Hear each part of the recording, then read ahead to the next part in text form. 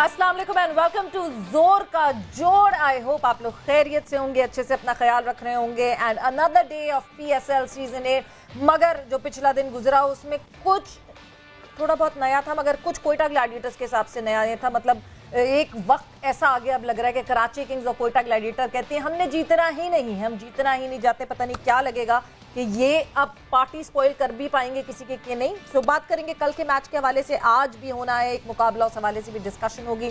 मैं हूं सवेरा पाशा और मेरे साथ मौजूद हैं अदील अजहर। अस्सलाम वालेकुम एंड गुड इवनिंग आप सबको। यस, आई थिंक इस वक्त bottom of the table clash जो है ये बनती जा रही है इन दोनों टीमों के दरमियान, which is the worst of them all. Because कल जहां पे जाहिर है हम कोयटा ग्लैडिएटर्स की पूरी अप्रोच को आज प्रोग्राम में बिल्कुल डाइसेक्ट करेंगे, बल्कि कुछ हद तक अपनी तनकीद का निशाना भी बना सकते हैं।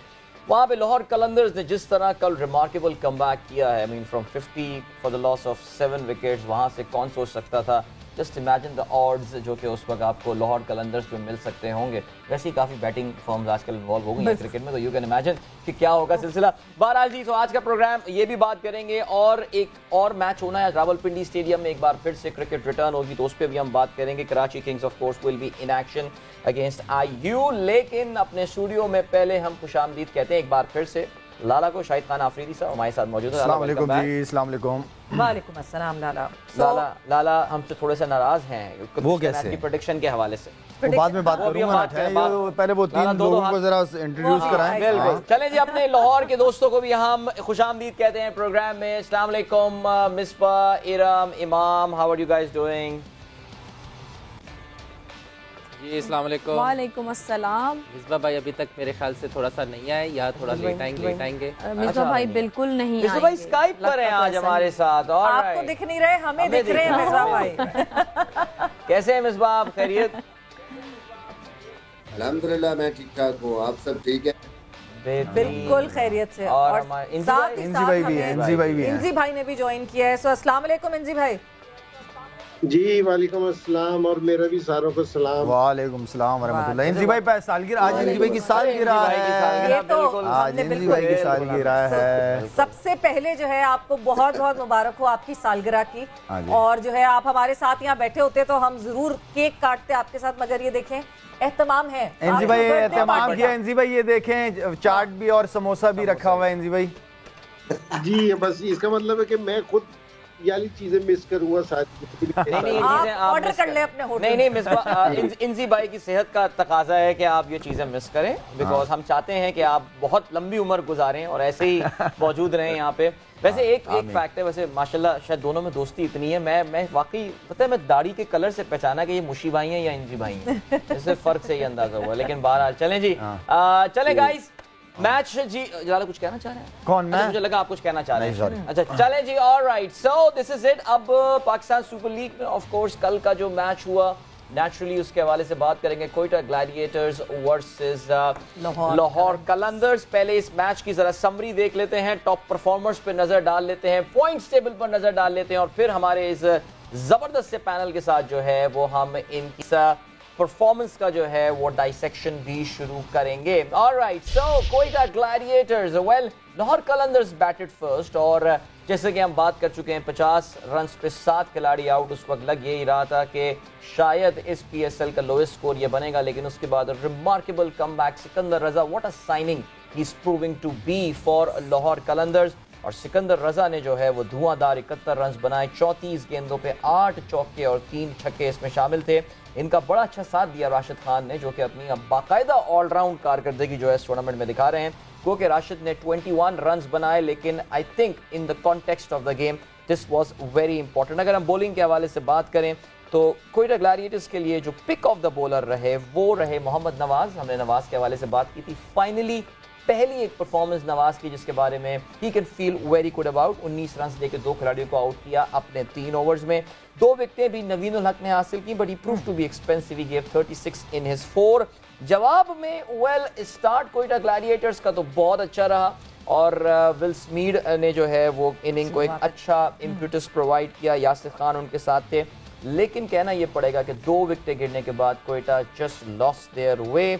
सरफराज की ऑफ कोर्स कल की इनिंग 27 रन, जिस वक्त वैसे सेकंड नंबर पे स्कोरर नजर आ रहे हैं, लेकिन 28 बॉलों पे ये 27 रन, और इसको आप कंपेयर करें with what Imad Wasim and all are doing lower down the order, तो ज़ाहिर है आज काफ़ी अच्छा डिस्कशन इस पे बनेगा। लाहौर की अगर हम बॉलिंग के हवाले से बात करें, 3 विकेटें हासिल की हारिस रऊफ ने 22 रन दे के, his best performance in the tournament so far. 2 विकेटें राशिद की 14 run in his 4 overs. And David Wiese, जिस दिन से हमने डेविड वीजा के हवाले से ये बात की थी कि भाई अब उनका हर मैच में परफॉर्म कर रहे हैं डेविड वीजा, कल 4 ओवर्स में सिर्फ 22 रन दिए और 1 विकेट भी हासिल की।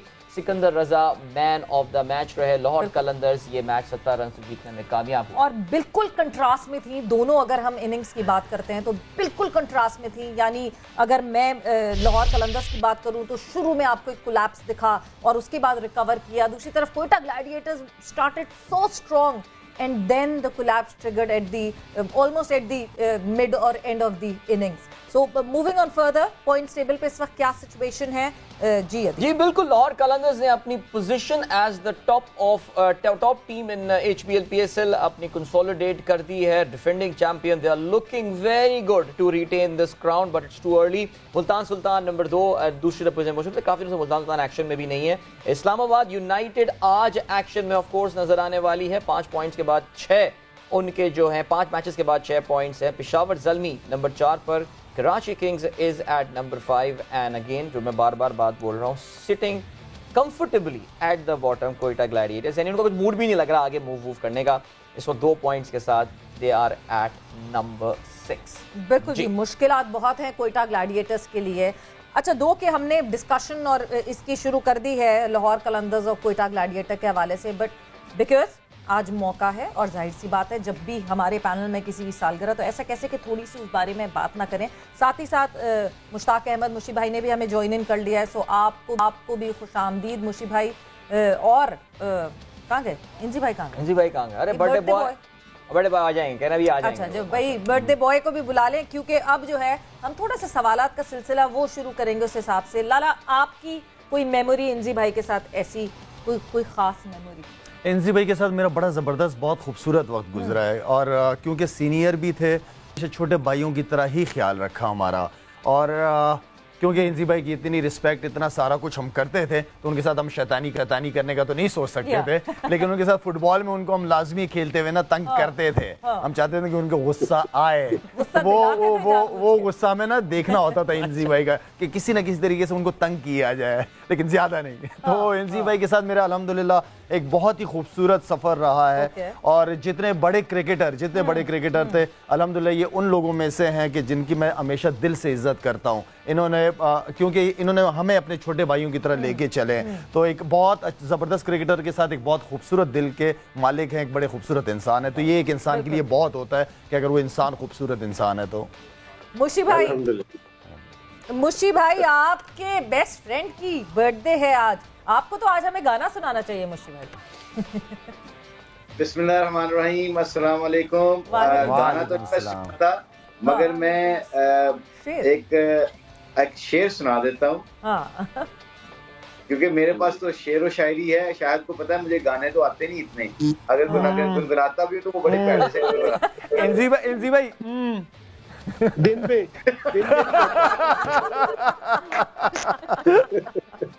वाह, ब्यूटीफुल शायद, ग्रेट आंसर, वेरी गुड। एनजी भाई से सीखा है मैंने ये। Very good, I love this sense of humour Shahid. अच्छा, वैसे मैं इंजी के बारे में जिस तरह शाहिद ने बात की है, एक तो ऑब्वियसली पाकिस्तान के जो लेजेंड्स क्रिकेटर्स हैं उनमें उनका शुमार होता है और सबसे ज्यादा स्कोर करने वाले बैट्समैन भी हैं। सबसे बड़ी बात बहुत कम लोगों को पता है कि इंजी की सेंस ऑफ ह्यूमर बहुत अच्छी है। जिस तरह शाहिद ने अभी किया ना, हाँ, ये करके ना वो अगले बंदे की बात का पूरा जवाब दे देते हैं। तो उनकी सेंस ऑफ ह्यूमर इंजी की बहुत तगड़ी है। He is one of the nice guy in a sense of के बड़े ऑनेस्ट हैं और अपने दोस्तों का बहुत ख्याल रखते हैं, मेहमान नवाज बहुत हैं।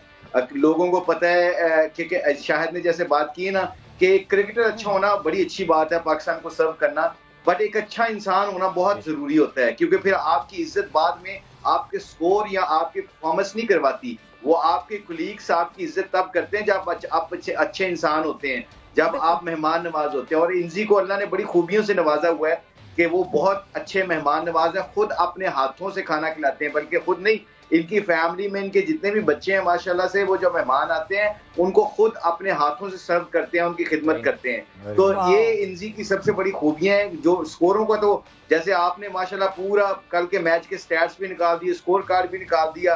अब लोगों को तो इंजी के स्कोरों का तो पता है, उनकी परफॉर्मेंस क्रिकेट का पता है। लोग जानना चाहते हैं कई दफा कि अल्लाह का शुक्र है कि जैसे शाहिद ने डिस्क्राइब किया और बड़े अच्छे तरीके से डिस्क्राइब किया है कि लोगों को पता होना चाहिए कि इंजी की सेंस ऑफ ह्यूमर, हम बिल्कुल बोर नहीं होते।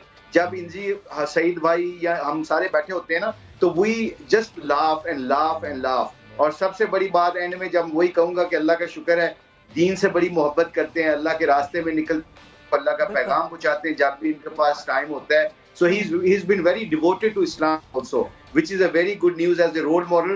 I think इस वक्त जो सोसाइटी की जरूरत है, एक अच्छा जो फेमस क्रिकेटर है, लेजेंड ऑफ द गेम है, वो अल्लाह का पैगाम भी लोगों तक पहुंचाता है, और ये सबसे बड़ी खूबी है। बिल्कुल माशाल्लाह जी, जबरदस्त बात। मुशी भाई शेर रह गया आपका। बिल्कुल। अपनी सोचों पे मुकम्मल इत्माद करता हूँ कि तुझे भूलने की गर्ज से याद करता हूँ। उदास झीलों के किनारे अक्सर आंसुओं के शहर आबाद करता हूँ।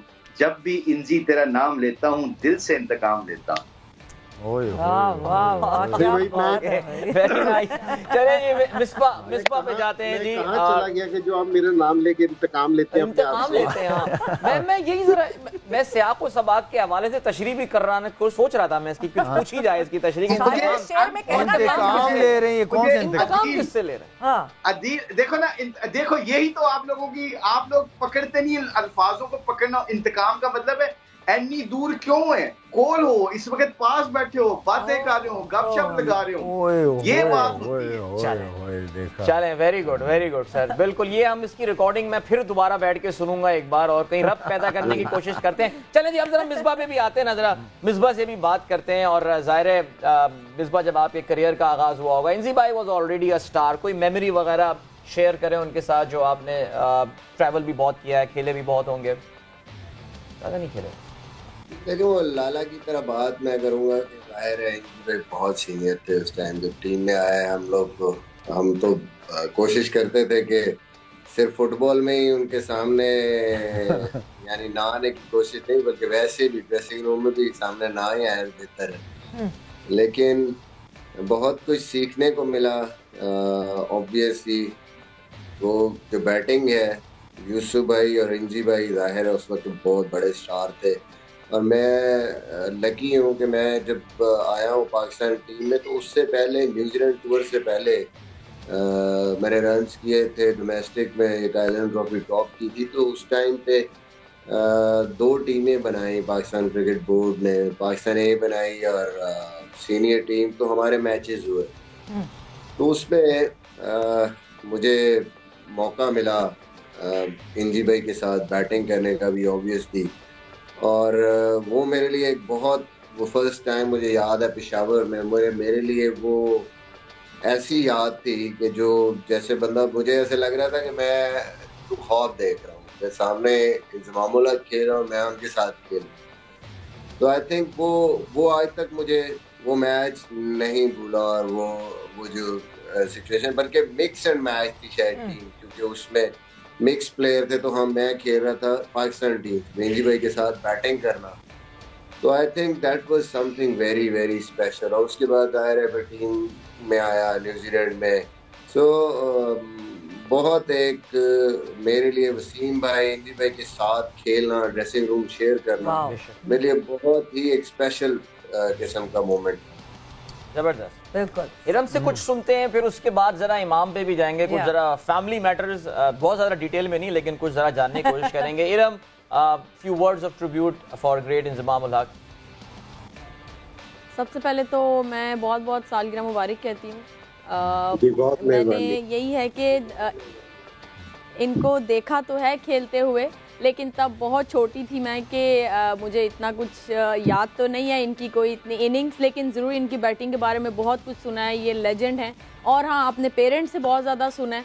मेरे फादर इनके बहुत कह लें फ़ैन हैं और इनके मैचेस क्रिकेट जो है वहीं से मेरे फादर को जो है वो शौक़ पैदा हुआ और वो शौक़ जो है वो फिर मेरे फादर ने मुझ में डाला कि मैं खेलूं। तो मैं कहती हूँ ये पाकिस्तान के स्टार हैं और हमेशा ये रहेंगे, हमेशा पाकिस्तान में नहीं पूरी दुनिया में इनको जाना जाता है, पूरी दुनिया में इनका नाम है। तो जब इनका नाम लिया जाता है और हम भी पाकिस्तानी हैं तो बहुत प्राउड फील होता है। जबरदस्त जी। चलें कुछ इमाम से सुनते हैं कुछ। इमाम ज़ाहिर है फैमिली का हमने पिछले प्रोग्राम में बात तो की। जी इमाम से पहले एक मैं शेर सुनाना चाहता हूँ, एक और सुन ले प्लीज सारे, जरा बेयर मी 2 सेकंड। पर तशरी वाला नहीं होना चाहिए, हमें समझ आ जाए भाई। अब आएगी आपको, मुझे समझ आ गई कि हमारे ग्रुप में ना थोड़ा सा डेप्थ में नहीं जाना चाहिए, मोटा मोटी बात समझानी चाहिए मुझे लगता है। तो आई थिंक ये शेर हम सब की तरफ से है इंजी के लिए, और हम सब अपने मेरे हाथों को भी देखना है। जमीन पे कुछ ऐसे भी जर्रे हैं खाक के, मैं अपने ग्रुप के बारे में कह रहा हूँ, जमीन पे कुछ ऐसे भी जर्रे हैं खाक के, इंजी सितारा है, इन सितारे टूटते हैं जिनकी जुस्तजू के लिए। जबरदस्त, ये वाला फिट हो गया, जबरदस्त। जब तक तू हमें तोड़ेगा नहीं ना तुझे मजा नहीं आएगा। और सितारे तोड़ने के लिए हाइट भी तो चाहिए, तो मुशी भाई की हाइट किधर है? वो थे ना जूते जो आप बता रहे थे, शायद राय कदा नाल नहीं हौसला नाल हुंदी है। You remember this? इमाम आप बताएं कोई किस्सा मजेदार सा। इमाम से आप पूछ रहे हैं, इमाम को कुछ पता ही नहीं था। मैंने कहा आपको पता है कि आज सालगिरह है, तो कहते अच्छा नहीं मुझे नहीं। यार इन सब में तो फिर मैं बेहतर रहा, मुझे इंजी भाई की सालगिरह याद थी। देखो बिल्कुल लाला ने तो आते ही सबसे पहले कहा। ये शायद आप ये मेरा ख्याल इरब ने आज इमाम को सवाल दिया जो ये कह के कि अभी पता नहीं था कि इंजी की बर्थडे है कि नहीं आज। मुशी भाई पहले तो ये है, मुशी भाई के इमाम नहीं है, इमाम है वो।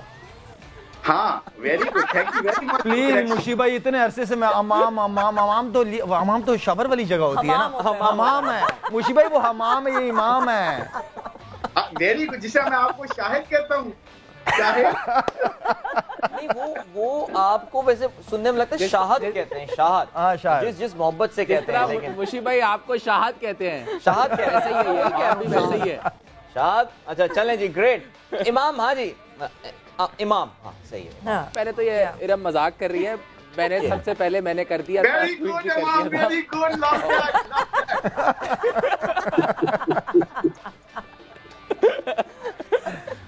देखिए दूसरी बात ये, जोक्स अपार्ट, देखें जब आपकी फैमिली में मुझे जितनी आसानी हुई, जब आपकी फैमिली में एक ऐसा लेजेंड होता है जो एक ऐसा स्टार होता है, मैच विनर होता है, तो मेरे लिए चीज़ें जब मैं आया तो काफ़ी मुश्किल थी। जो चीज़ मुझे ऐसा लगता है कि जो मुझे जिसने मुझे काफ़ी खड़ा रखा और कभी जिसने मुझे मोटिवेशन दी, वो यही था कि मेरी फैमिली में ना मैंने बचपन से ही एक स्टारडम देखा था। एक मैंने ऐसी पर्सनालिटी घर में देखी थी कि जिसको काफ़ी लोग देखते थे और काफ़ी जो है इंस्पायर्ड थे। तो वो चीज़ काफ़ी हेल्प हुई कि मुझे कभी भी आज तक ग्राउंड में आके नई वाली फीलिंग नहीं आई। तो और मेरे ख्याल से जो देखें जो सर्विसेज हैं वो पाकिस्तान के लिए मैच विनर, अनफॉर्चुनेटली हमने इतना तो सामने से नहीं खेलते देखा, लेकिन अब भी काफ़ी प्लेयर्स जब मैं इधर खेलता हूं तो जितने भी प्लेयर्स हैं पाकिस्तान के जो वो रिस्पेक्ट करते हैं, तो सच बताऊं तो मुझे बहुत इसका प्रेशर तो फील होता ही होता है। एक प्राउड फीलिंग होती है कि एज एक फैमिली मेम्बर के जो रिस्पेक्ट है। और मेरे ख्याल से हम सब क्रिकेट, इधर लाला भी बैठे हैं, मिसबा भाई भी, मुशी भाई, क्रिकेट देखें परफॉर्मेंसेस तो वो तो अल्लाह की तरफ से होती हैं, जिस इंसान ने जितनी इज्जत देनी होती है। लेकिन मेरे ख्याल से मैंने ये फील किया है कि जो रिस्पेक्ट होती है ना, रिस्पेक्ट का जो एलिमेंट है जो अल्लाह ने आपको होती है वो इतनी आसानी से नहीं मिलती।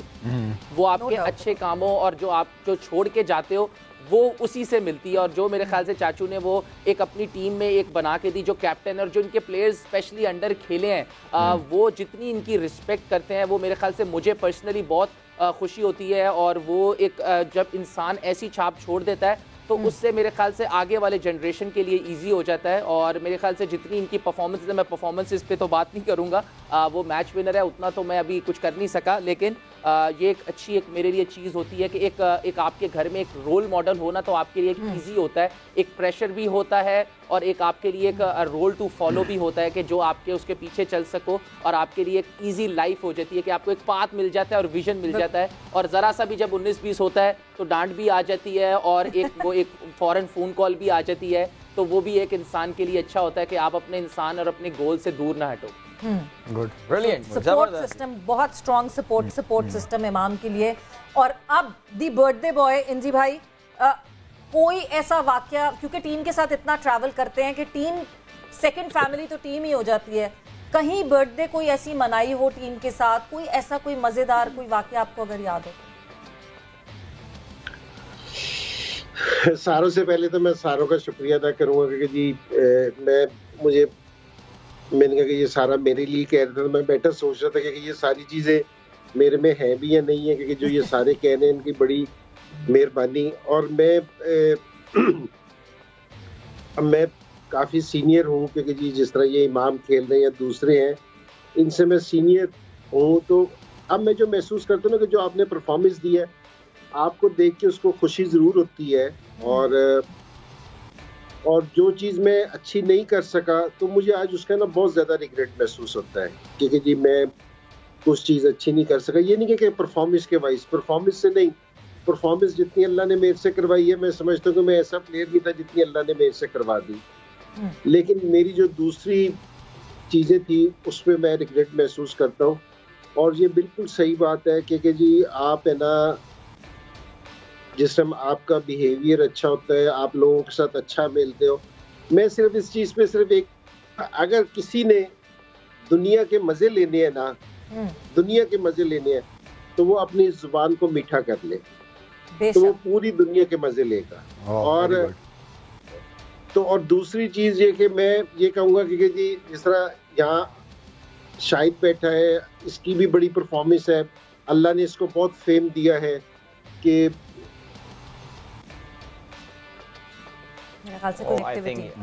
जी अब आवाज आ रही है, आवाज आ रही है। अल्लाह ने फेम दिया है तो इसको बड़ी खुशी हुई होगी अपनी परफॉर्मेंस देख के। लेकिन आज शायद जो काम कर रहा है कि जी लोगों के लिए, बच्चों को एजुकेशन के लिए, तो जो खुशी इसको अब मिल रही होगी ना, वो इसको क्रिकेट में स्कोर करते हुए नहीं मिली होगी। No doubt. तो जिस टाइम आप लोगों की हेल्प करते हैं, लोगों की हेल्प करते हैं और लोगों के काम आते हैं, तो जो खुशी उस टाइम मिलती है ना कि लोगों से अच्छा मामला करके, तो मैं आपको सही बता रहा हूँ कि वो परफॉर्मेंस से नहीं मिलती। आज टाइम हम प्लेयर्स, मैं सारे यंग प्लेयर्स के लिए कह रहे हैं जो सुन रहे हैं, जो भी है, कि हम बास टाइम परफॉर्मेंस में जिस टाइम खेल रहे होते हैं ना, तो उस टाइम है ना हमारा रवैया, जिस तरह मेरे मुतालिक भी कहते हैं कि जी मैं ज़रा सख्त था, तो मुझे आज इसका रिग्रेट महसूस होता है बहुत ज़्यादा। कोई मैं इसमें बिल्कुल खुश नहीं होता।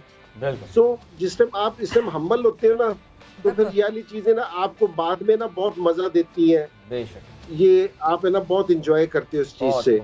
तो अगर किसी के साथ मेरी कुछ हुई हो तो मैं उससे माजरत करता हूँ, और जो इन्होंने सारों ने इतने अच्छे अल्फाज मेरे लिए कहे, तो मैं इनका शुक्रिया अदा करता हूँ। माशाल्लाह जी, इंजी भाई खुश रहें। इंजी भाई आप, अल्लाह ताला आपको लंबी जिंदगी, सेहत, ईमान के साथ नसीब रखे। आमीन जी, आमीन। चलें जी, तो ये हमारा little tribute to the legend on our screen right now, Inzamam ul Haq. और वाकई नाम सुनते ही काफ़ी सारी इनिंग्स जो है, ज़ाहिर है वर्ल्ड कप, हमें तो याद है वर्ल्ड कप, ज़ाहिर है क्योंकि हम तो होश में आ चुके थे उस वक्त, लेकिन उसके अलावा भी काश कभी वक्त मिले इंजी भाई की भी बैठ के वर्ल्ड कप के अलावा और बहुत सारी यादगार हम बात करें। लेकिन फिलहाल इस वक्त हम बात करने वाले हैं PSL 8 के यादगार तरीन मैचेस में से एक, कम से कम लाहौर कलंदर्स के लिए, कोयटा ग्लैडिएटर्स के लिए भी, बिकॉज कल का मैच जो था वो इंतहाई नाकाबिले यकीन ऐसा पासा पलटा लाहौर कलंदर्स ने इस मैच का कि मुझे तो याद नहीं पड़ता सवेरा मेरी कम से कम इतने पस्ती पे जाके कोई टीम मैच जीतने में कामयाब हुई हो।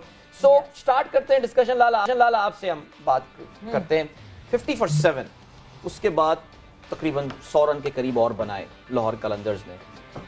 क्या लाहौर कलंदर्स को आप क्रेडिट देंगे या कोयटा ग्लैडिएटर्स को बोलेंगे कि यार वो रिलैक्स हो गए, या उनको लगा कि बिल्कुल खत्म, मैच ओवर? किस तरह आदिल कल के मैच के अलावा जो परसों, क्योंकि कल मैं यहाँ पे शो पे नहीं आया हुआ था, तो परसों के मैच में जो मेरे साथ इन 3 दोस्तों ने किया ना, इरम ने और इमाम ने और मिसबा ने, उन पे तो सबसे पहले मैंने शेर बना लिया है कि हाँ शेर व शायरी का दिन है आज, कि दोस्तों के साथ वक्त का पता नहीं चलता, दोस्तों का पता चल जाता है वक्त के साथ। ठीक है ना, इन्होंने अपनी पसंद की टीमें ले ली हैं और लाला आप हमने कर लिया, आप लाला कराची लें, तो वो पॉइंट तो मैं नहीं मानूंगा इसलिए कि इन्होंने मुझे मरवाया है, ठीक है ना, तो वो पॉइंट तो मैं नहीं काउंट करूंगा, ठीक है ना। मिसबा हंस नहीं, मैं बता रहा हूँ वो पॉइंट आएगा। आप वीडियो देख लें, लाला मेरे शाहिद भाई ने बहुत एतमाद के साथ बोला कराची के साथ हूँ। एरम तो एरम तुम तो कल भी क्वेटा के साथ होगी मेरे ख्याल में। एरम क्वेटा के साथ थी कल? नहीं, इरम कैसे क्वेटा के साथ? क्वेटा के अब तो रिश्ते आने लगे एरम के माशाल्लाह क्वेटा से। हाँ, वैसे मैच से पहले याद दिलाना चाहिए था ये बात। वैसे मैंने इरम को कल बोलने का मौका भी नहीं दिया था, पहले से ही लाहौर कलंदर्स वहां पे लिख दिया था, लेकिन चले हम वापस कर देते हैं, वापस कर लें।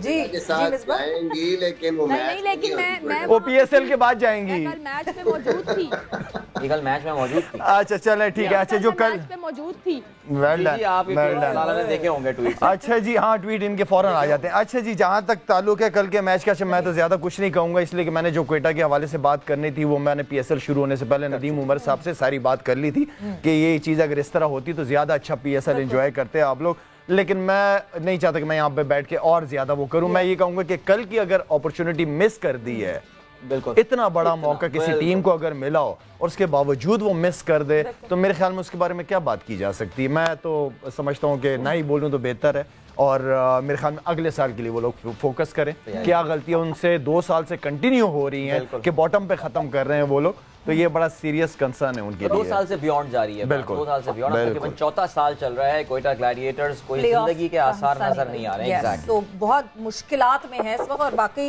रीसॉर्ट करना पड़ेगा। इंजी भाई, अगर मैं आपसे कल के मैच के हवाले से बात करूं, लाहौर कलंदर्स 50-7 वहां से जिस तरह सिकंदर रजा और राशिद की पार्टनरशिप ने जो है वो वापस घसीटा लाहौर कलंदर्स को उस मुश्किल से बाहर, और क्वेटा ग्लैडिएटर्स ऐसा लगा कि खड़े सिर्फ देखते ही रहे। तो आपसे भी मैं यही पूछूंगी कि क्या क्वेटा ग्लैडिएटर्स की या गलती थी या बहुत ही कोई आउटस्टैंडिंग इनिंग?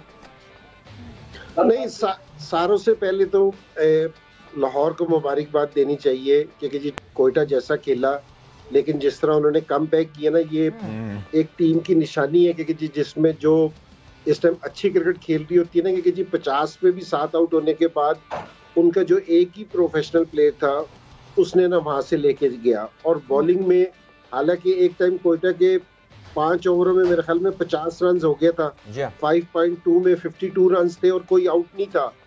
तो वहां से भी उन्होंने अपने आप को गिरने नहीं दिया। तो क्रेडिट है ना लाहौर को तो पहले सारों से पहले जाता है क्योंकि जिस तरह की वो खेले हैं।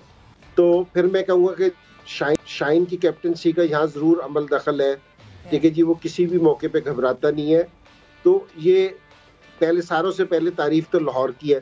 दूसरी चीज ये है कि जी जो क्वेटा वाले हैं ना जिसकी हम बात कर रहे हैं, क्वेटा को जिस तरह मुझे आइडिया हो रहा है कि जी शाहिद ने जो नदीम भाई को जो मशवरे दिए होंगे कि जी मुझे उसका थोड़ा थोड़ा आइडिया हो रहा है कि जी उसको कि जी चेंज करने की जरूरत है क्योंकि जी आपको जो आपका माइंड सेट है ना, जिस माइंड सेट से आप क्रिकेट खेल रहे हैं वो आपको थोड़ा सा चेंज करने की जरूरत है कि आपकी कहीं भी अप्रोच है ना एग्रेसिव अप्रोच नहीं नजर आ रही।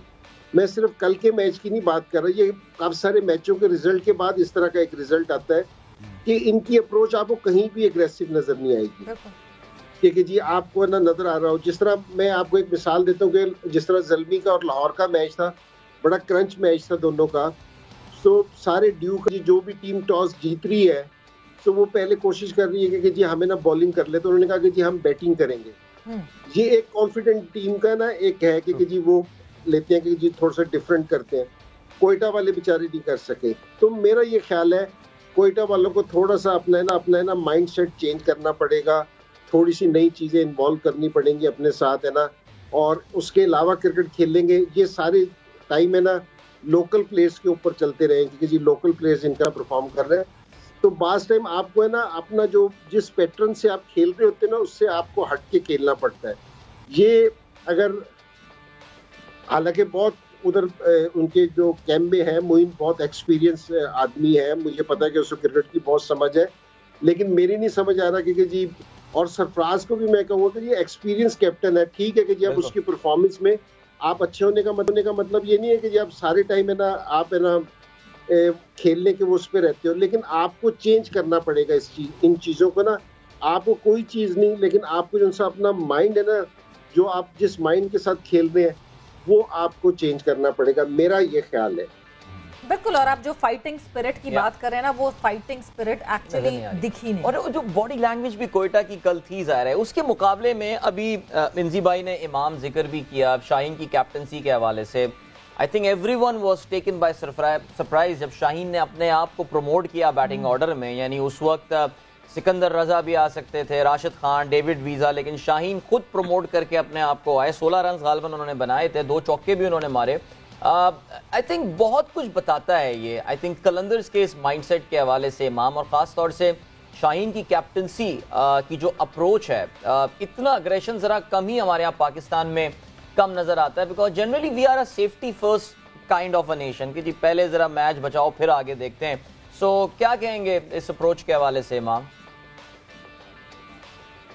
जी देखिए, मैंने पहले दिन भी कहा था कि पहले तो लाहौर कलंदर्स की जो टीम का एक नई शक्ल नज़र आई है ना, तो और उसके बाद जब से वो टूर्नामेंट जीते हैं तो उनका जो एक बिलीव है ना, वो एक बहुत डिफरेंट लेवल पे चला गया। वो किसी भी सिचुएशन से उनको ये नहीं लगता कि हम मैच हार जाएंगे, वो हमेशा ये सोचते हैं कि यार हम मैच वापस बना लेंगे। और जो उनकी टुगेदरनेस लगती है और वो जो एक ग्रुप लगता है ना, वो पता लगता है कि यार एक ये टीम है, ये कोई इंडिविजुअल की टीम नहीं है। और इसमें देखें शाहीन को तो क्रेडिट जाता ही जाता है, लेकिन मेरे ख्याल से आकिब भाई और इनको राणा साहब को भी क्रेडिट जाता है कि पिछले 5 साल से बहुत स्ट्रगल कर रहे थे, लेकिन इन्होंने अपने कोर, अपनी चीज़ें चेंज नहीं की और बिल आखिर इनको वो वाली टीम मिल गई जो ये जिनके रिजल्ट्स आना शुरू हो गए। तो मेरे ख्याल से उनको भी क्रेडिट जाता है। और उसके बाद आप देखें, जब आप इसको पता चलता है कि जब शाहीन ने जैसे अपने आप को प्रमोट किया, मेरे ख्याल से ये साथ शामिल होती है ये चीज़ें कि यार आपका जो एक पीछे से बैकिंग है ना कप्तान को, वो कितनी ज़्यादा है। आपको पता चल रहा है कि एक एक चीज़ वो एक कंट्रोल कर रहा है। तो ये बहुत ज़रूरी होती है क्रिकेट में कि कैप्टनसी तभी अच्छी आप कर भी सकते हो जब आपको एक फुल अथॉरिटी दी जाए और आपको ये कहा गया कि जी हम आपसे आखिर में पूछेंगे, लेकिन अभी तक ये टीम आपकी है, आपका जो दिल करता है। मुझे ऐसा लगता है बाहर से कि फुल अथॉरिटी दी गई हुई है शाहीन को कि आप अपनी मर्जी से टीम बना सकते हो, अपनी मर्जी से लड़के खिला सकते हो, और उसको फिर बैक किया जा रहा है। और ये आकिब भाई ने भी कल बोला तो मुझे बहुत अच्छा लगा, जिस वजह से ये रिजल्ट्स आ रहे हैं। देखिए, जब रिजल्ट्स आते हैं तो ऐसे नहीं आ जाते रिजल्ट, उसके पीछे कुछ ना कुछ थिंकिंग और प्रोसेस ज़रूर होता है। तो पहले तो मुझे खुशी हुई कि किसी ना किसी ने ये चीज़ सोची कि बैकिंग वाली चीज़ हमारे में हम लैक करते हैं। हम देखते हैं कि हमारे में 2 फेलियर्स के बाद ना क्रिटिसाइज वाले तो आ जाते हैं, लेकिन बैकिंग वाला हमें कोई नज़र नहीं आता। तो इस टीम में मुझे लगता है कि बैकिंग एक दूसरे के लिए बहुत ज़्यादा है। कि देखें, इंजी चाचू और लाला बता बेहतर सकेंगे, 50 for 7 से आप 147 पे लेके जाना और जिस तरह डिफेंड करना, तो ये एक टीम की शक्ल नज़र आती है। इसमें कोई इंडिविजुअल का नहीं कहूँगा। ये सिकंदर रजा ने आउटस्टैंडिंग इनिंग्स खेली, उसमें कोई शक की बात ही नहीं है, लेकिन एक जो टीम की बात है ना, कि टीम का जो बिलीव है कि यार हम यहाँ से जीत सकते हैं, तो ये सारा क्रेडिट पूरा लाहौर कलंदर्स को जाता है। और जिस तरह शाहीन ने अपने आप को गैदर किया एज अ पर्सनैलिटी, अपने आप को काम रखता है सिचुएशन में, ये एक अच्छे कप्तान की निशानी होती है। हमें नहीं पता कि वो टूर्नामेंट जीतेगा कि नहीं जीतेगा, लेकिन जिस तरह का उनका प्रोसेस है, तो ये एक टीम टू बीट जिसे आप कह सकते हैं ना कि लाहौर कलंदर्स। दूसरी बात मैं थोड़ा सा टच करूंगा कि इनका जो कोर है 7-8 प्लेयर्स का लोकल का, वो अगर आप देखेंगे ना, वो बहुत स्ट्रांग है। तो उनमें बॉन्ड भी बहुत अच्छा है और उन्हीं को खिलाते हैं, तो जिस वजह से ये टीम्स की जो परफॉर्मेंसेज है ना, मुल्तान और लाहौर की अच्छी होती है। मेरे ख्याल में बहुत ही ज़बरदस्त पॉइंट इस इमाम ने किया है। और साथ में ये कि टीमें जो है ना, वो पता भी वहीं चलता कि आप जब जीतते हो तो पूरी टीम जीतती है, जब हारते हो तो पूरी टीम हारती है। वहाँ ब्लेम गेम जो है ना, वो शुरू नहीं होता, जो किसी भी टीम के लिए एक बहुत ज़बरदस्त होता है कि आप जब सारे एक साथ हो, सब उस चीज़ को मानते हो, अपने ऊपर ब्लेम लेते हो, अपनी परफॉर्मेंसेस को सामने रखते हो कि नहीं यार मुझसे गलती है, मैं अच्छा कर सकता था। ये होती है टीम है। बिल्कुल, एज ए यूनिट अगर टीम खेलती है तो वो इस तरह ही कमबैक्स करना आसान नहीं होते, क्योंकि कल लाहौर कलंदर्स ने इस मैच से बहुत कुछ सीखा होगा। बिकॉज वो through and through Lahore Qalandars जीत रही थी और जो है बहुत, अब जो इतने डिप्स उठ के वापस आए हैं। बट अगर इरम आप जो है कल वहाँ मौजूद थी, किसी पॉइंट पे आफ्टर 50 for 7 आपको लगा था कि नहीं जी मैं आज देखूंगी लाहौर को जीतते हुए, या नहीं मेरा आना गलत हो गया? नहीं, यहाँ पे मैंने जो कल 2 चीज़ें नोट की। एक तो सबसे अच्छी चीज़ मुझे शाहीन की, वाकई वो उसको सब फाइटर कहते हैं, कल उसने वो चीज़ दिखाई है, वो वाकई ट्रू फाइटर है। उसने जो कल आके अपने आप को उसने प्रमोट किया है, और जो उसका माइंडसेट था कि राइटी लेफ्टी के कॉम्बिनेशन से टीम जो है वो डिस्टर्ब होगी, क्योंकि इस प्रेशर गेम में एक कप्तान का अंदर ये चीज़ स्टैंड लेना, और चलें ठीक है 16 किया या, लेकिन जो उस वक्त टीम को कह लें ज़रूरत थी वो उसने वहाँ पे रोटेशन चल रही थी। लेकिन एक चीज़ और मुझे एक चीज़ ये वाकई लगती है कि जिस तरह मैंने इनको देखा है, जो इनका PDP प्रोग्राम, फिर मैं वही बात करूँगी कि इनका प्रोसेस और इनका यकीन इतना पक्का हो गया हुआ है, और इनका जो प्रोसेस है वो इतना स्ट्रॉन्ग है कि ये जब भी मैच खेल रहे हैं, इवन 54-7 था लेकिन वो स्टिल रिजल्ट पे नहीं गए, वो अपनी गेम खेल रहे थे। जिस तरह सिकंदर रजा आया है और उसने आके अपनी इनिंग खेली है, और मुझे लगता है दूसरा जो मेन कह लें कि आप कह लें वो क्राउड का बहुत बड़ा हाथ है। कल के मैच में मुझे लगता है कोयटा ग्लैडिएटर्स को जो क्राउड की जो कल जो शोर था ना, जो आवाम थी, उसके प्रेशर में भी क्राउड कोयटा आया है, और वहाँ से जो है बिल्कुल कह लें कि क्योंकि 54-7 से मुझे नहीं लगता कि कोई टीम जो है इस तरह जीत सकती है, लेकिन मैं यहाँ पे क्रेडिट जो दूंगी वो कल क्राउड को दूंगी। जबरदस्त जी, बहुत अच्छी बात आपने की। और जाहिर है इरम खुद वहां पर मौजूद थी, तो फिर तो वो भी एक फैक्टर जाहिर है, अपने आप को क्रेडिट दे रही है ना, क्राउड को मैं क्रेडिट क्यों नहीं आखिर माशाल्लाह। वैसे एक बात है, लाहौर में तीनों मैचेस जो अब तक हुए हैं, तीनों they have been housefull almost, और I think officially hat-trick of housefull, और वाकई इससे अंदाजा ये हो रहा है कि क्रिकेट की कितनी क्रेविंग जो है वो लाहौर में और इस्लामाबाद में इस वक्त है। आज ऑफ कोर्स इस्लामाबाद की टीम अपने होम ग्राउंड पे मैच खेल रही होगी, जिसकी हम थोड़ी देर में बात करेंगे। लेकिन इस्लामाबाद, मिसबा पे हम बातें हैं, बिल्कुल मिसबा, ज़ाहिर है मुझे नहीं अंदाज़ा कि आप हमारा डिस्कशन सुन रहे थे या नहीं सुन रहे थे, लेकिन हमने ज़ाहिर है कोयटा ग्लैडिएटर्स पे तो हम काफ़ी क्रिटिसिज्म, कि हमारी बातचीत क्रिटिसिज्म बोलूँ या क्या बोलूँ, आई थिंक हमें काफ़ी हद तक अंदाज़ा था पहले मैच से ही, और जैसे जैसे ये टूर्नामेंट आगे बढ़ा, that Quetta is going to struggle. अब आपको लगता है जैसे कि लाला ने कहा कि यार ये टूर्नामेंट तो ख़त्म, अब PSL 9 की जो है ये तैयारी शुरू करें। So how do you diagnose, अब एक और मैच हो गया जो मैच जीत जाना चाहिए था उनको, मिसबा हार गया कोयटा ग्लैडिएटर्स। आपसे मैं जरा जानना चाहूंगा कि फर्दर डायग्नोसिस आपका क्या कोयटा के हवाले से होगा, वाकई they should plan for PSL 9 now? देखिए, हमने बारहा ये बात की है कि जब आप इफ एंड बट्स और होप्स पे टीम बनाते हैं ना, तो फिर यही होता है। देयर इज अ वे, आप जब टीम बनाते हैं उसका एक आप देखते हो कि यार प्रीवियस रिकॉर्ड्स क्या हैं, प्लेयर्स ने कहाँ परफॉर्मेंसेस की हैं, कहाँ ये प्लेयर यूजफुल है, ये मेरी टीम में यहाँ फिट इन होगा, ये रोल ये प्लेयर्स प्ले करेंगे, और फिर एक नेटेड यूनिट बन के आप जीतेंगे। जब आप बगैर सोचे समझे प्लेयर्स लेते हैं और बाद में उनके रोल डिसाइड करने की कोशिश करते हैं, ये बड़ा मुश्किल है। मैं अपने कैरियर में मतलब इवन जब आखिरी PSL खेला हूँ, तो उस स्टेज पे आके इतने एक्सपीरियंस के बाद भी सडनली आपको कोई ऐसा काम दे दिया जाए, जैसे आप 4-5 पे खेलते हैं, आपको कहें जी आ जाओ जी आप पावर हिटिंग करो, या आप नंबर 3 पे चले जाओ, ओपन पे चले जाओ, तो it's not that easy, it's a pressure game. आप मिडिल में होते हैं, जो आप करते आ रहे हो चीजें जिस पे आपकी रिप्यूट है, आपका एक एक्स फैक्टर, आप वही कर सकते हो, और ये बहुत बड़ी गलती है इनकी कि इन्होंने टीम बनाते हुए इस चीज का ख्याल नहीं रखा। देन जो दूसरी बड़ी चीज होती है वो क्या होती है, जब आपकी परफॉर्मेंसेस इस किस्म की होती हैं, एक तो क्लैरिटी नहीं होती, आपको रोल्स का पता नहीं होता, फिर जब आप हारना शुरू करते हैं तो वो एक डिसबिलीफ जो है ना टीम के अंदर पूरा ऐसे छा जाता है, और उससे निकलना बड़ा मुश्किल होता है। आपको अपोजिशन अपॉर्चुनिटी देती है, आप उस अपॉर्चुनिटी को ग्रैब नहीं कर सकते, आप इतनी गलतियां करते हैं कि कोई ना कोई गलती अपोजिशन पकड़ लेती है और आपको जो है ना वो चारों शाने चित कर देती है, जैसे कल किया लाहौर ने। गया हुआ मैच सिकंदर ने सिर्फ थोड़ा सा प्रेशर डाला है, और उसके साथ राशिद खान ने, और बिल्कुल हैंड्स अप कर दिए कोयटा ने। हालांकि एक विकेट चाहिए थी, भाई go for the kill, bring your best bowlers, जैसे भी इनको आउट करने की कोशिश करो। तो वहां पे अगर नवाज अच्छी बॉलिंग कर रहा है और सिकंदर ने उसको एक छक्का मार दिया है, कोई मसला नहीं, उसका आउट का भी चांस है स्पिनर पे, आप उसको कम से कम वहां पे सोचो कि कौन सा बॉलर मुझे यहाँ पे विकेट दे सकता है।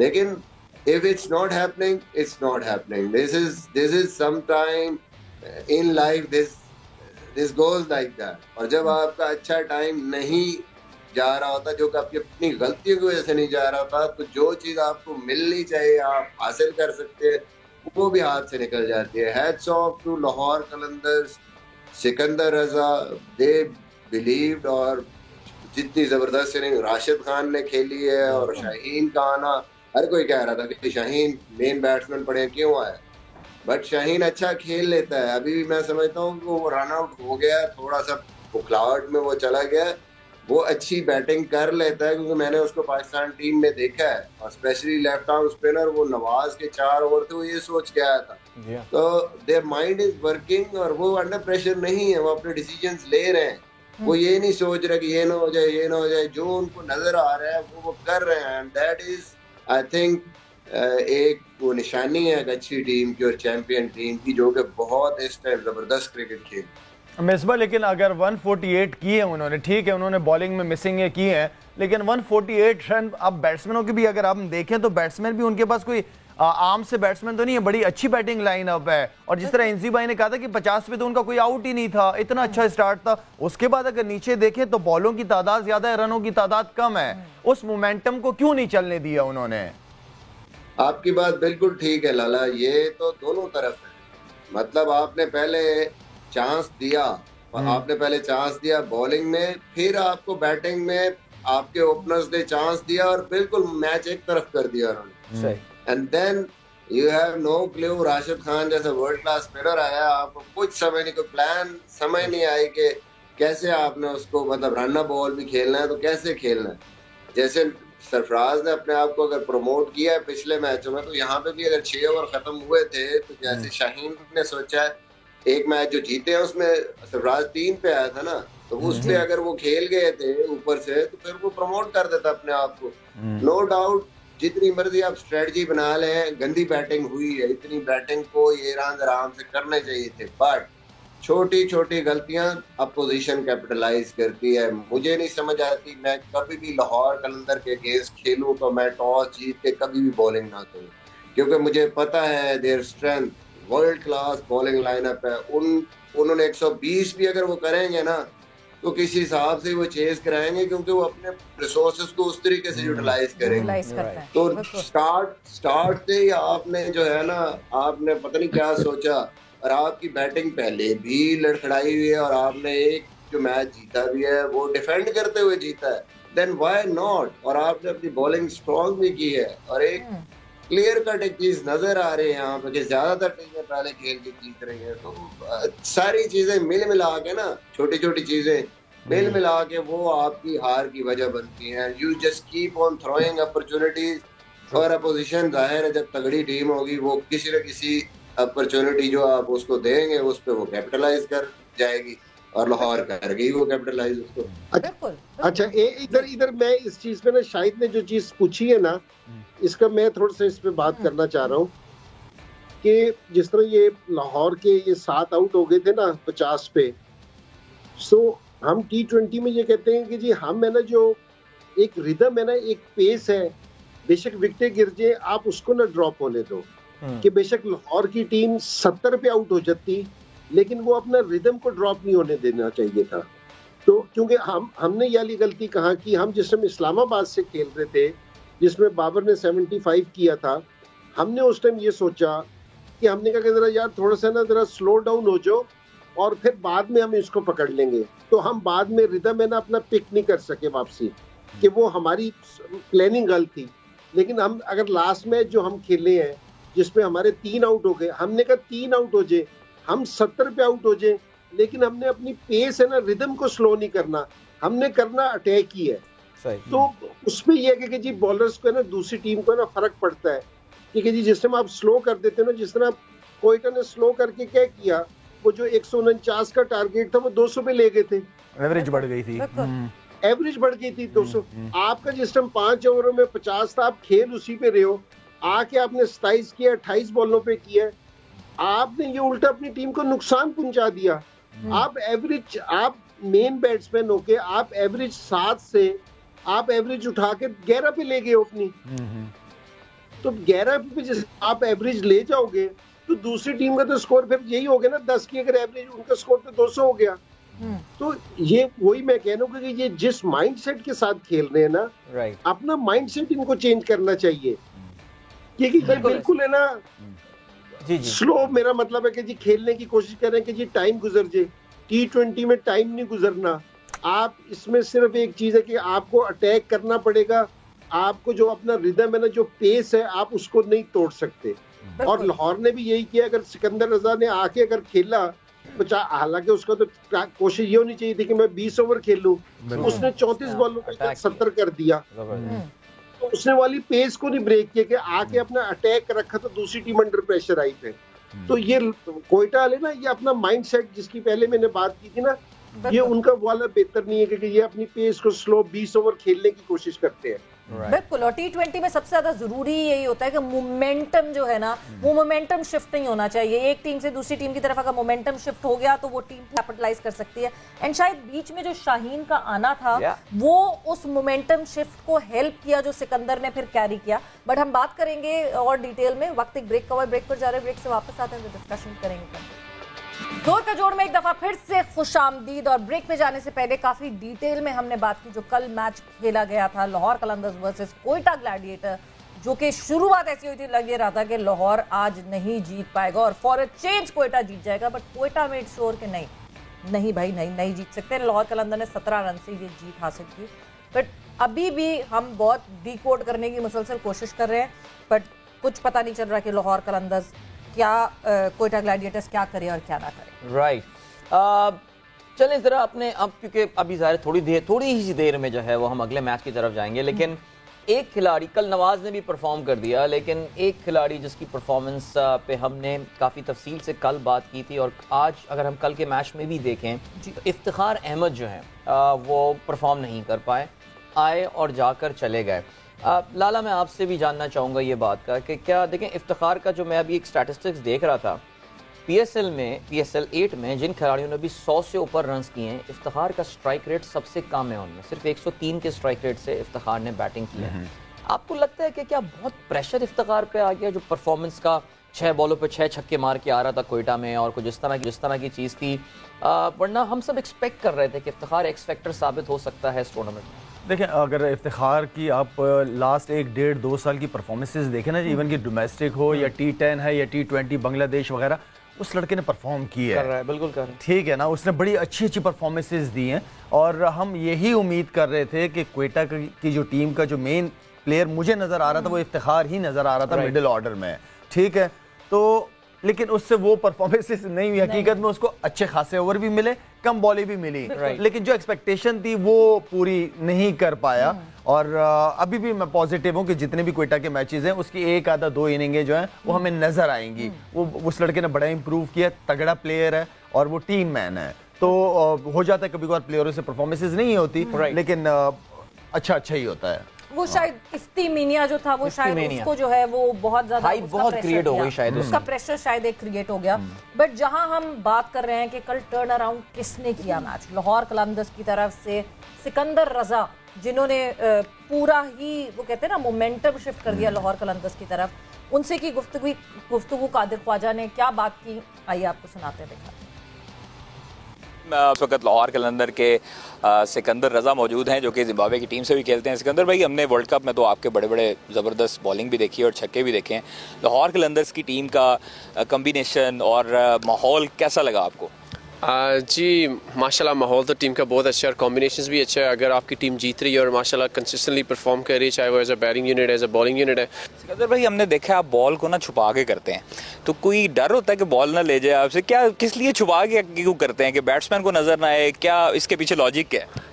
लॉजिक ये है कि डिफरेंट ग्रिप से डिफरेट वेरिएशंस होती हैं। आई फील कि अगर बैट्समैन को बॉल नज़र आ जाए थोड़ा सा अर्ली, तो उसे पता चल सकता है कि कौन सी वेरिएशन आएगी। अभी तक जो है वो पाकिस्तान सुपर लीग में कौन सा ऐसा बैट्समैन लगा है जिसको बॉल करते हुए थोड़ा सा आपको लगता है कि यार इसको बॉल जिधर भी करूँगा ये शॉट लगा सकता है? लाहौर कलंदर में तो मुझे सारे ऐसे लगे नेट्स में कि हर एक को बॉल करते थोड़ा डर लगता है कि ये यानी कि काफ़ी अच्छा खेल रहे हैं। लेकिन ऑपोजिशन में असल में कंडीशंस बहुत ट्रू हैं और बाउंड्रीज भी कोई स्पिनर्स को इतनी हेल्प विकेट से नहीं मिल रही है, बाउंड्रीज को इतनी ज़्यादा बड़ी नहीं है। So I think even for the tail enders I am very careful. मैं बड़ा कॉशियस होकर बॉल करता हूँ कि make sure I remain within the team plan कि टीम को इस टाइम विकेट की ज़रूरत है या इकॉनमी की ज़रूरत है या डॉट्स की ज़रूरत है. सो व्हाटएवर द प्लान हम लोगों ने जो सेट किया होता है, तो चाहे वो नंबर 11 ही क्यों ना हो, I treat him and eye ball him with a lot of बड़ी रिस्पेक्ट से मैं उसे बॉल करता हूँ. लास्ट में शाहीन शाह अफरीदी को एज ए कैप्टन कैसा देख रहे हैं, और लाहौर कलंदर जो कि डिफेंडिंग चैंपियन है, तो इस मरतबा लाहौर कलंदर की उम्मीद है कि इस मरतबा भी आप टाइटल जो है वो उठाएंगे, अपने नाम करेंगे? Shaheen, first of all Shaheen is a great human being. I think जब आप एक अच्छे इंसान होते हैं तो बाकी क्वालिटीज़ अल्लाह आप में सलाहियत अल्लाह आपको वैसे ही अता फरमा देते हैं. माइंडसेट से बड़ा एग्रेसिव एंड बड़ा पॉजिटिव कैप्टन है, which is a great sign for any leader. हमारा जो एम है वो टाइटल रिटेन करना ही है, बाकी इंशाल्लाह हम लोग अपनी पूरी एफर्ट करेंगे, देखते हैं. Thank you very much. Sikandar Raza हमारे साथ मौजूद थे और फॉरेन प्लेयर हैं, लाहौर कलंदर्स में खेलते हैं, और इनका यही कहना था कि शाहीन जो है वो बहुत पॉजिटिव प्लेयर भी हैं और इंसान भी हैं, जिसकी वजह से लाहौर कलंदर की टीम जो है वो एक फैमिली की तरह है, और लाहौर कलंदर इस मरतबा भी टाइटल का दिफा ज़रूर करने में कामयाब होगी. बिल्कुल जी, एम करते हैं टाइटल डिफेंड करने के लिए. क्या लाहौर कलंदर्स वो पहली टीम बन सकती है पीएसएल में जो कंसेक्यूटिवली और अपना टाइटल डिफेंड कर सके, कंसेक्यूटिवली जीत सके, चैंपियन बन सके? वो तो आगे आने वाला वक्त बताएगा. मगर जिस तरह लाहौर कलंदर्स कल की क्रंच सिचुएशन से बाहर निकल के और जिस तरह उन्होंने रिस्पॉन्ड किया है, that would be very very important for Lahore Qalandar. But moving on further, आज होना है एक और मुकाबला, और पिंडी के ग्राउंड में ये मुकाबला होगा जहां Islamabad United would take on Karachi Kings. So it's Islamabad United versus Karachi Kings. और before we move any further, head to head पे नजर डालते हैं कि इस्लामाबाद यूनाइटेड और कराची कितने मैचेस खेले और क्या किसका कौन कब जीता. हाँ जी बिल्कुल, तो ये तो एक absolute domination of Islamabad United over Karachi Kings. In fact Karachi Kings, मैं समझ रहा था they have the worst record against Zalmi. नहीं, इस्लामाबाद यूनाइटेड ने एक्चुअली ज्यादा डोमिनेट किया है कराची को. 19 दफा एक दूसरे के आमने सामने आए. Islamabad United has one 13 times and Karachi Kings has won only 6 times. So history is favoring Islamabad United. Home ground भी इस्लामाबाद का है. कराची के पिछले मैच में हम ये देख चुके हैं कि कंडीशंस को भी वो ठीक से नहीं देख रहा है. सो ज़्यादा चांसेस यही हैं कि ये 14 हो जाएंगे रादर देन 7. सो बहरहाल देखते हैं हम ये सिलसिला कि क्या होगा. सो ये हो गई सूरत हाल. अब हम जरा बात करते हैं कुछ. अच्छा मिसबा, मुझे स्क्रीन पे नजर आ नहीं रहे थे, वरना हम चाह रहे थे कि प्रेडिक्शंस भी जो है वो अभी हम अगर ले लेते तो फिर बड़ा अच्छा होता. और मिसबा अभी हमारे पास नहीं है, तो मिसबा से अगर हम उनकी प्रेडिक्शन ले लें ताकि प्रेडिक्शन वाला फैक्टर भी जो है वो हम अभी निपटा लें. क्या ख्याल है? अपनी प्रोडक्शन टीम को ये बोलेंगे, पूछ लेते हैं कि क्या प्रेडिक्शन वगैरह वो क्या बता रहे हैं अगर वो यहाँ नहीं available. So yes, let's move on towards predictions. Prediction time.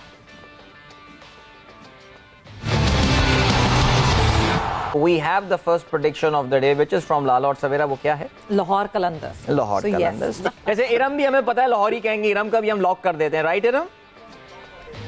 बिल्कुल लॉक कर दें. 2 हो गई हमारे पास. ठीक है. अब लाला भी लाहौर, इरम भी लाहौर.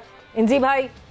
जी लाहौर बहुत मार्जिन से है आगे है. अच्छा, ओहो, बहुत मार्जिन से. इमाम? जी मेरा भी लाहौर ही है. हाँ, मुझे ऐसा लग रहा है कि किसी से पूछने की जरूरत ही नहीं आज. मिसबा? कोयटा फेवरेट है लेकिन लाहौर कलंदर्स.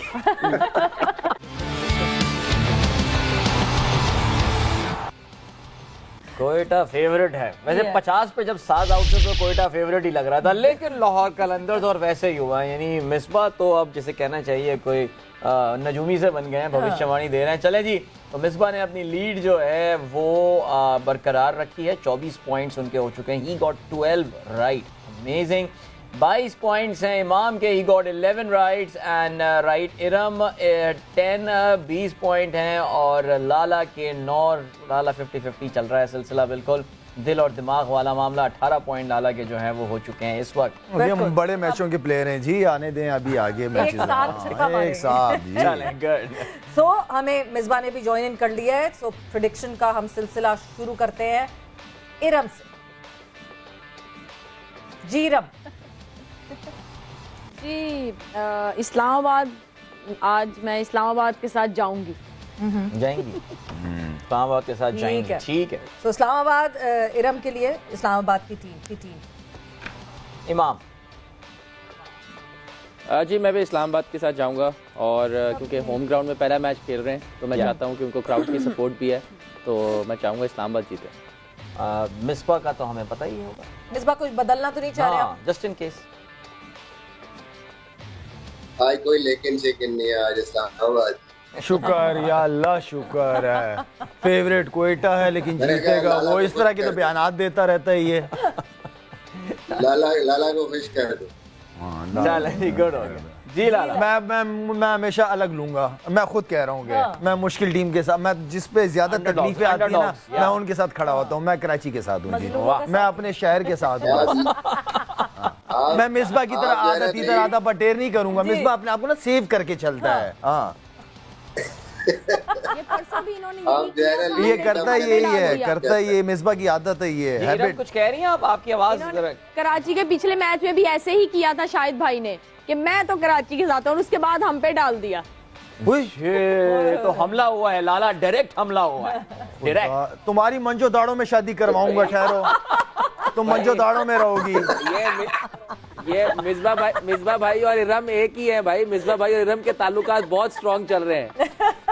ये पार्टी पीछे से मिसबा लगता भी तावीज़ों वाला है, तावीज़ किया होगा इरम के ऊपर कोई। दम दुरूद किया मैं वो। आजकल वो सोशल मीडिया पे कोई एक बुजुर्ग है ना, चुप चुप करता है, वो सब ठीक हो जाते हैं। पता नहीं कौन है। भूख वाली सरकार है। यहाँ पे मैं ऐड जरूर कर दूं कि वाकई मिसबा भाई सही कह रहे हैं कि कोयटा जो है वो फेवरेट थी। कल हमने प्लेइंग 11 बना भी दी थी, बस वो उन तक पहुंच नहीं सकी, वरना मिसबा भाई ने तो बना ली थी कल। शायद अगर वो खिलाते तो शायद कोयटा जीत जाता। बिल्कुल ऐसे। आई थिंक वैसे Quetta needs a change of strategy and thinking. तो यू नेवर नो जी, जरूरत है उनको किसी और को ट्राई करने की। चलें जी, आप जरा अगली दफा कोयटा ग्लैडिएटर की तरफ जो है वो अपनी सीवी बढ़ाकर देखें।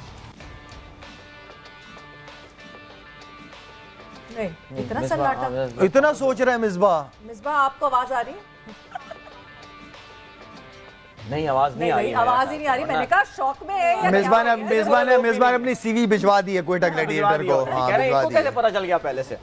चलें जी, अब आज के मैच के हवाले से करते हैं। Misbah of course Islamabad United is in action, तो जरा आपके साथ हम करते हैं भाई। आज इस्लामाबाद यूनाइटेड को एक बहुत बड़ा जो बूस्ट मिलने वाला है वो ये कि इंग्लैंड के बहुत ही जारहाना मिजाज रखने वाले बल्लेबाज एलेक्स हेल्स जो हैं वो भी पहुंच गए हैं और वो भी इस्लामाबाद यूनाइटेड को ज्वाइन लाला टीम तो चेंज नहीं करनी ना। अच्छा, वो भी पहुंच गया यार। मैं हेल्स की वजह से तो इस्लामाबाद को सपोर्ट नहीं करता था और वो आ गया, आपने मुझे बता दिया। अब मैं वापस इस्लामाबाद चला गया जी। अच्छा, मुझे लगा कर ले भाई इस्लामाबाद अब नहीं चेंज हो सकता। नहीं, अब चेंज नहीं होगा वैसे। तुम्हें मैं मंजो दाड़ों से भी आगे भिजवा दूंगा, मैं बता रहा हूँ। खामोशी से बैठी रहो। हाँ, इस्लामाबाद जी। हाँ, हेल्स का तो मैं इंतजार कर रहा था। अच्छा, नॉट फेयर, नो। अच्छा, चले मिसबा आ गए हैं वैसे उन्होंने। हाँ मिसबा, चले मिसबा आपसे स्टार्ट करते हैं। नेचुरली इस्लामाबाद यूनाइटेड, हमने बात की जी, एलेक्स हेल्स भी आ चुके हैं, ज्वाइन कर चुके हैं। जाहिर है उनका कॉम्बिनेशन हमें पता है। इस्लामाबाद अग्रेसिव क्रिकेट खेलती है, उसमें वो जीतते भी हैं लेकिन उसमें हार भी जाते हैं, जल्दी आउट भी जाते हैं। पिछले मैच में हमने देखी भी ये सूरत हाल। आज कोई major change in strategy Alex Hales अगर जगह बनाएंगे तो आपको क्या लगता है किसको इस्लामाबाद यूनाइटेड जो है वो ड्रॉप कर रहा होगा या रेस्ट दे रहा होगा? गुलबस, मेरा नहीं ख्याल, मुझे नहीं पता कि वंदर हुसैन अभी तक अवेलेबल है कि नहीं है। मुझे लगता है कि ऊपर से वो अपना जो टॉप ऑर्डर है वो हमेशा स्ट्रॉन्ग रखते हैं। अगर वो अवेलेबल हुए तो खेलेंगे और हो सकता है मनरो फिर वापस चले 4 पे और नीचे वो अपनी तरफ से जो उनके लोकल प्लेयर हैं उनको नॉर्मली रखते हैं। मुझे लगता है कि इस्लामाबाद की टीम जो है वो उनकी बैटिंग को ज़्यादा सूट करती है ये कंडीशन विंडी की, और कतरे उनकी बॉलिंग लाइनअप भी बेहतर है। आज मुझे लगता है कि उनको कहीं ना कहीं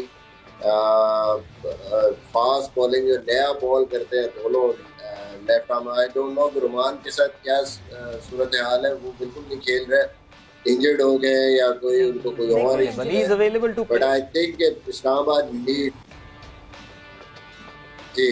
तो मुझे लगता है कि वो नए बॉल पे इनको या रुमान चाहिए या फिर अफगानिस्तान के जो लेफ्ट आर्म पेसर है वो फारूकी बड़ा इम्पोर्टेंट होगा। पिंडी में जैसे हमने देखा कि नया बॉल, जैसे आमिर ने इम्पैक्ट डाला, नया बॉल बहुत इम्पोर्टेंट है यहाँ पे आउट करना, क्योंकि वंस यू आर थ्रू, पहले 6, 7, 8 ओवरों से आप निकल जाते हैं और विकेट्स आपके हाथ में हो, तो पिंडी ऐसी जगह है कि मैंने यहाँ डोमेस्टिक में सिंध की टीम जिसके पास बड़ी ज़बरदस्त बॉलिंग लाइनअप थी, 230 प्लस चेज होते हुए देखा है, जहाँ मुझे अभी भी याद है 35 बॉलों पे खुशदिल ने 100 किया था।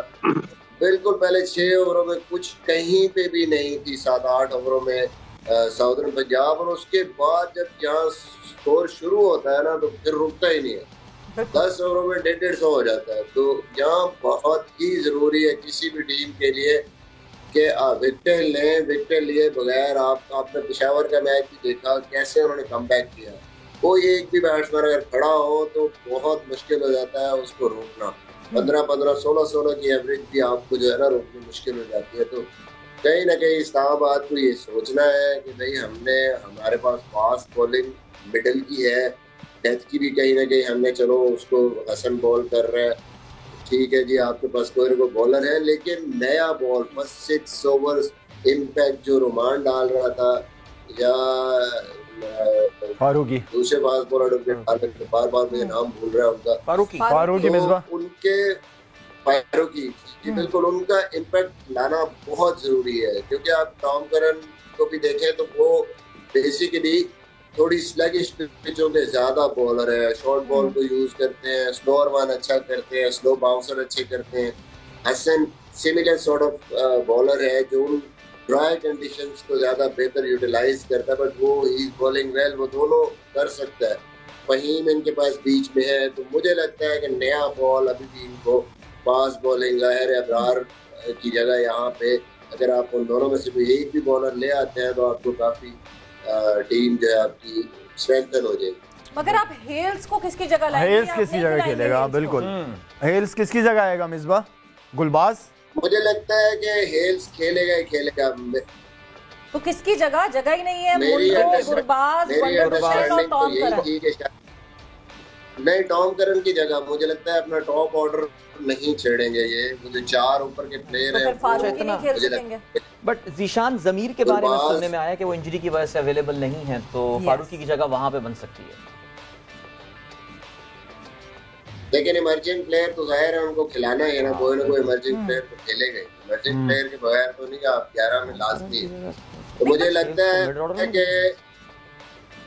लगता है कि हेज ओपन करेंगे, उसके साथ गुरबाज गुरबाज बहुत अच्छी फॉर्म में है। वंदर डूसन पता नहीं आप लोगों को पता नहीं अवेलेबल है कि नहीं है, वो 3 खेलेंगे और मनरो हो सकता है 4 पे चले जाए। नीचे पे वही है। और फिर मिसबा 4 फॉरेन प्लेयर्स तो यहीं आ गए, इसका मतलब ये कि फिर फारूकी की जो आप बात कर रहे हैं, इसका मतलब Farooqi would not play because 4 ही आप मुश्किल है। मुझे लगता है कि उसकी जगह आप रोमान को डाल सकता है इस्लामाबाद, अगर आपको ऊपर, क्योंकि मुझे ये कंडीशंस ऐसी लगती हैं कि ये 4 प्लेयर जो ऊपर अगर फॉरेन प्लेयर आते हैं तो ये बहुत बड़ा एक डिफरेंस क्रिएट करेंगे बैटिंग लाइन। और फिर उसके बाद आपके पास नीचे जो बैटिंग लाइनअप है वो 5वें 6ठे पे आजम खान है, फिर 6ठे पे आपके पास आसिफ है, फिर शादाब है। तो वो ऐसी आपके पास बैटिंग लाइनअप बनेगी कि जो बिल्कुल कोई भी, मतलब मैं समझता हूँ कि ऐसी बैटिंग लाइनअप 250 तक कर सकती है आप।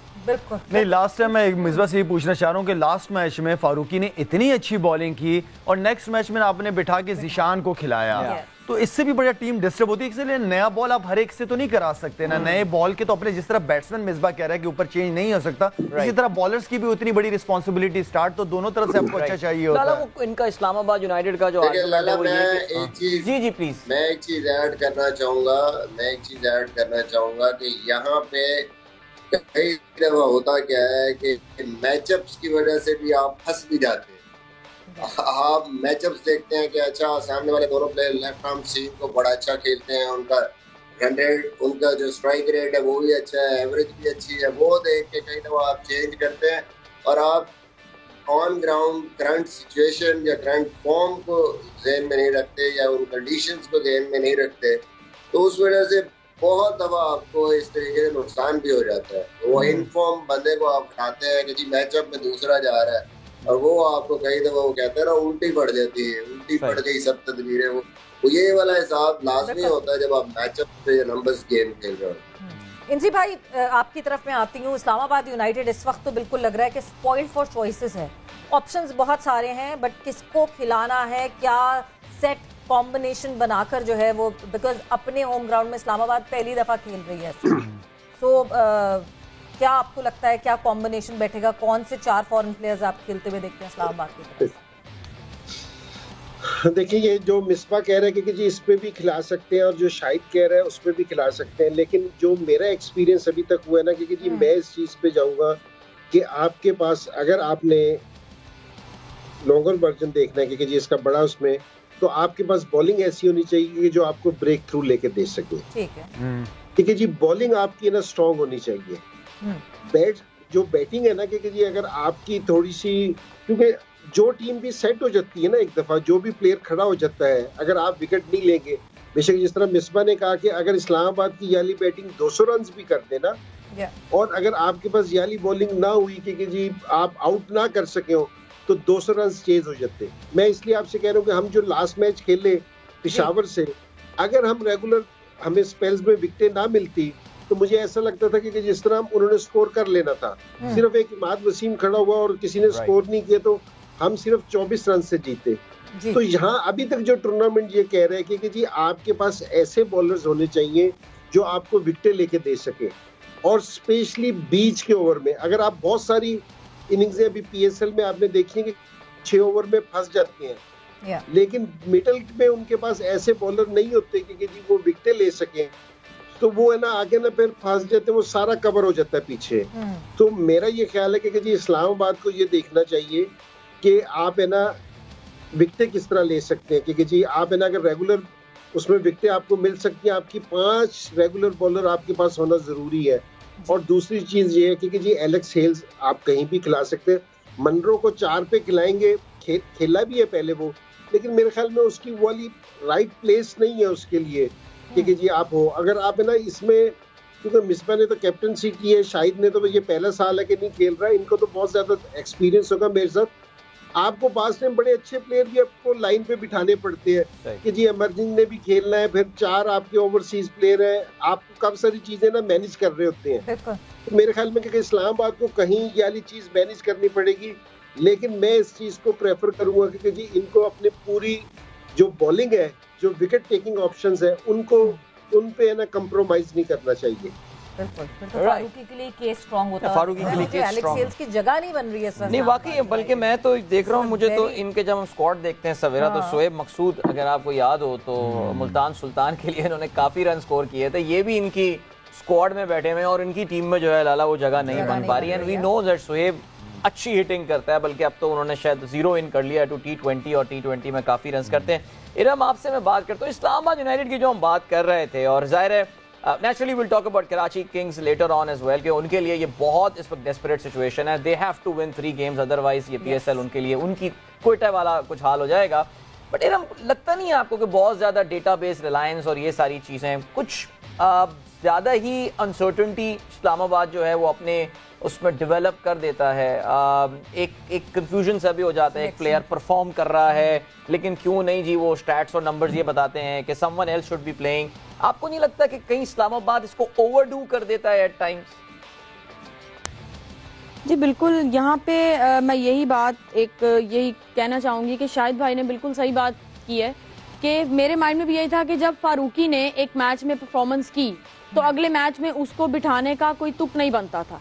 तो और ये जैसे कि कराची और इस्लामाबाद दोनों ही अपना पिछला मैच जो है वो हारते हुए ही आ रहे हैं, तो मुझे लगता है कि इस्लामाबाद एक अच्छी और स्ट्रॉन्ग साइड है। और मुझे एलेक्स हेल्स का बहुत ज़्यादा वेट था, उनके आने से मुझे लगता है टीम इनकी बैटिंग बहुत ज़्यादा स्ट्रॉन्ग हो गई है। आसिफ है, आजम है, एलेक्स है, लेकिन अब बात वही आती है कि इनको हर बैटर को जो है वो यूटिलाइज कैसे करना है, इनके किस किस नंबर पे इनको भेजना है। अब ये कैप्टन और इनकी मैनेजमेंट का काम है कि वो किस तरह से इसको डील करते हैं, क्योंकि अगर अंदर कह लें कि आप टीम में ये अनसर्टेनिटी जो आप कह रहे हैं ये अगर रही तो मुझे लगता है कि इस्लामाबाद की इतनी स्ट्रॉन्ग टीम होने के बाद भी जो है वो उस तरह से परफॉर्मेंस उनकी नहीं आएगी। जहाँ तक कराची की बात है, कराची में मुझे लगता है कि आज वैसे पता नहीं मुझे क्यों फीलिंग एक है कि कराची कुछ कर सकता है, क्योंकि मोहम्मद आमिर की जिस तरह की बॉलिंग हो रही है, मुझे मोहम्मद आमिर का काफ़ी डर है बाकी बैटर्स के लिए। अच्छी बॉलिंग हो रही है, कराची मुझे लगता है कि आज जीत सकता है, लेकिन खैर मैं तो इस्लामाबाद के साथ हूँ, तो लेकिन मेरी दुआ है कि कराची जीते। आया कि प्रेडिक्शन उन्होंने की इस्लामाबाद की, मैं कराची मिसबा वाले बयान आते आपकी कंपनी में बहुत मिसबा के असरात चेक कर लें आप, मिसबा अपने वो चेक कर लो, दम वगैरह चेंज कराएं लाला इनकी ना स्टूडियो में। बिल्कुल इमाम को बीच चुप में वाली सरकार। इमाम अगली दफा से ना आप बीच में बैठना। अगर मगर हाँ, ये जो है ना, ये मैं आपको कहा है मिसबा भाई और इज़म के ताल्लुकात बहुत अच्छे हैं, और ये दोनों ऑफ द एयर पूरे जो है ना बहुत अच्छे ताल्लुकात हैं इनके, ऑफ द एयर भी। नहीं, दोनों टीम्स देखिए, दोनों टीम्स पाकिस्तान की हैं और मुझे दोनों से ही कह रहे हैं, दोनों टीम से बहुत प्यार है। मैं चाहती हूँ दोनों अच्छा खेलें, एक अच्छा इमेज रहे। इतनी अच्छी बातें नहीं करनी, इतनी अच्छी बातें नहीं करनी, अब आपने कवर नहीं करना। दोनों टीम से प्यार है, लेकिन लाला कहेंगे कोयटा वाला प्यार किसी से नहीं। बट इमाम जाहिर सी बात है, ये हमने बिल्कुल जोक्स अपार्ट के इस्लामाबाद की टीम जो है वो मुझे ज्यादा स्ट्रॉन्ग लग रही है, और एलेक्स का मुझे वेट था तो मुझे उसकी, लेकिन मैं सही बताऊं, मैं एलेक्स का बार बार नाम नहीं लेना चाहती, क्योंकि मैं जिस प्लेयर का भी नाम लेती हूँ वो 0 ही करता है, तो मैं नहीं बार बार नाम लेना चाहती हूँ। बस एक बात तो मिलियन डॉलर क्वेश्चन यही है कि एलेक्स हेल्स कहाँ खेलते हैं, क्या जगह बनती है, बिकॉज अभी भी हमारे पास ये एक फाइनल नहीं आया कि क्या फाइनल 4 होनी चाहिए ओवरसीज प्लेयर्स की। इमाम, पिछला मैच जो इस्लामाबाद में खेलेंगे हर हाल में, तो किसकी जगह मिसबा? सवाल तो यही है, आप कॉम्बिनेशन बना के नहीं दे रहे, और आप भी ये कह रहे हैं कि बॉलिंग को स्ट्रॉन्ग करना है, तो बॉलिंग को स्ट्रॉन्ग करने के लिए आपको फारूकी को लाना पड़ेगा, तो फिर कौन सा फॉरेन प्लेयर बिठाएंगे? जहाँ तक मुझे सवेरा मुझे जग रहा है वहाँ पे बहुत सिंपल सा लग रहा है कि ओपन करेंगे, ये मुझे लगता है। हेल्स और गुरबाज। जी इमाम आप क्या कह रहे हैं? जी बिल्कुल, या तो गुरबाज बैठेंगे या वनडे डूसन बैठेंगे, इन दोनों में से एक बैठेगा, और जो कि लग रहा है चांसेस, क्योंकि कॉलिन मुनरो वन डाउन खेल सकते हैं, तो शायद हो सकता है कि वनडे डूसन ना खेले। तो इट्स लाइक सिंपल, क्योंकि वो टॉम करन को क्योंकि काफी बैकिंग मिल रही है, काफी सपोर्ट कर रहे हैं, तो मुझे नहीं लगता कि टॉम करन को वो ड्रॉप करेंगे। तो फिर फारूकी रह गए, फिर फारूकी बाहर रह गए, जो बार बार सब कह रहे हैं कि बॉलिंग फारूकी तो अच्छी बॉलिंग कर रहा है, फारूकी तो बिठाने का नहीं मेरे ख्याल में बनता। फारूकी कोयटा से खेल रहे हैं।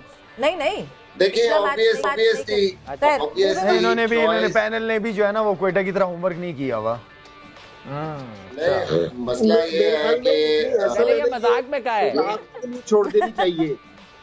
हाँ, देखिए बात यह है कि ये डिपेंड करता है टीम मैनेजमेंट पे। अगर हमारी चॉइस हो, अगर मेरी चॉइस हो, तो मुझे लगता है नए बॉल का बॉलर यहाँ पे खेलना चाहिए, और वो रोमान या फारूकी में से कोई एक होना चाहिए। अगर आपने 4 फॉरेन बैट्समैन खिलाने हैं तो फिर रोमान खेले, और अगर आपने 3 खिलाने हैं तो फिर फारूकी खेल सकता है। मुझे यही कॉम्बिनेशन समझ, मुझे लगता है कि इस पिच पे ज्यादा इफेक्टिव होगा नया बॉल का बॉलर, टॉम करन से ज्यादा वो इफेक्टिव। मे बी वो परफॉर्म कर रहे हैं, back of length short ball कर रहे हैं, लेकिन अपनी राय जो मुझे लगता है वो ज्यादा बेहतर टीम होगी साहब। हाँ, इमाम एक्चुअली मैं जो पूछ रही थी कि ये तो कॉम्बिनेशन, तो मुझे लगता है ये इस वक्त जो है वहाँ की इस्लामाबाद की कोचिंग जो टीम है पूरी, उनका एक सरदर्द होगा।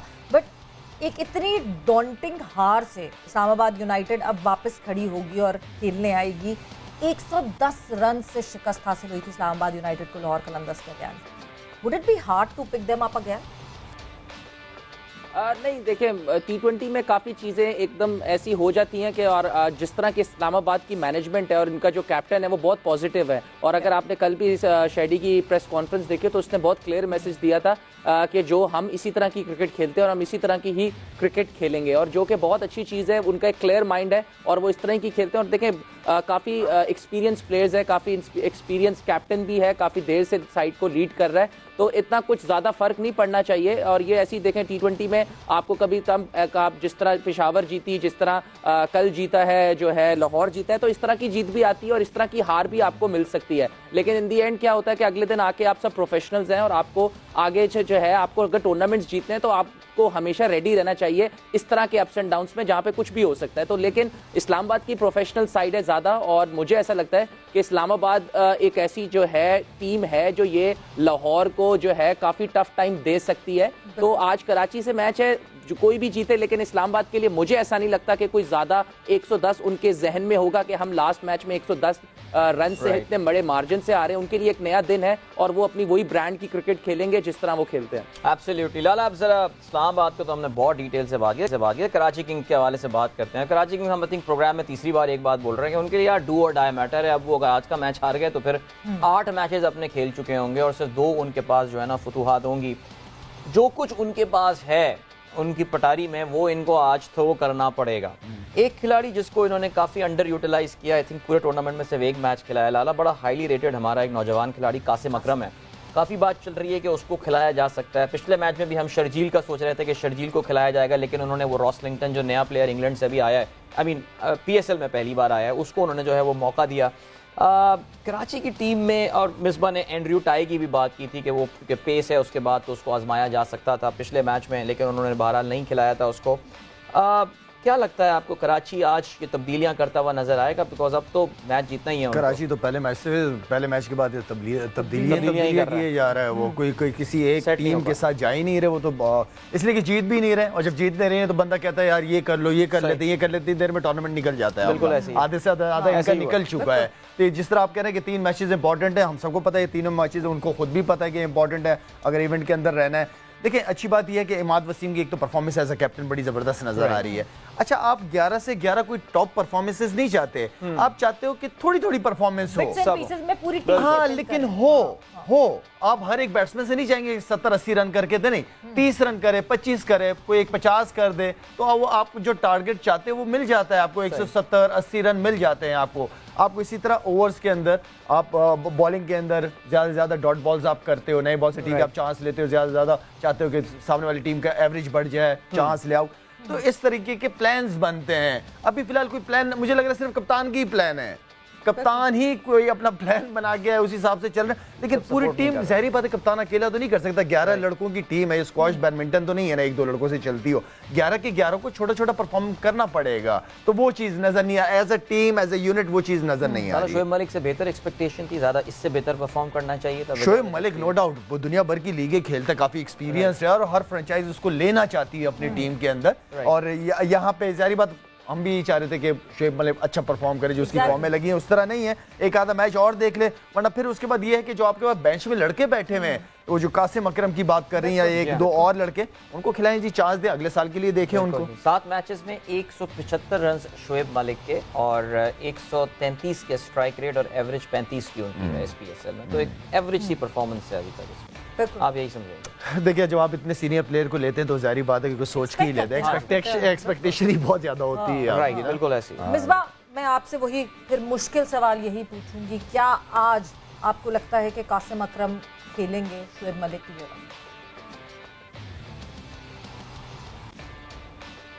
फिर मिसबा आप सोच रहे हैं, आपको मेरी आवाज नहीं आई? लग रहा है आवाज मुझे लग रहा है मिसबा को आवाज। भाई मैं आपकी तरफ मूव ऑन करती हूँ। क्या आज शोएब मलिक की जगह आपको कासिम अकरम खेलते हुए दिखते हैं? नहीं, बिल्कुल मेरे ख्याल में खेलेगा भी नहीं और खेलना भी नहीं चाहिए।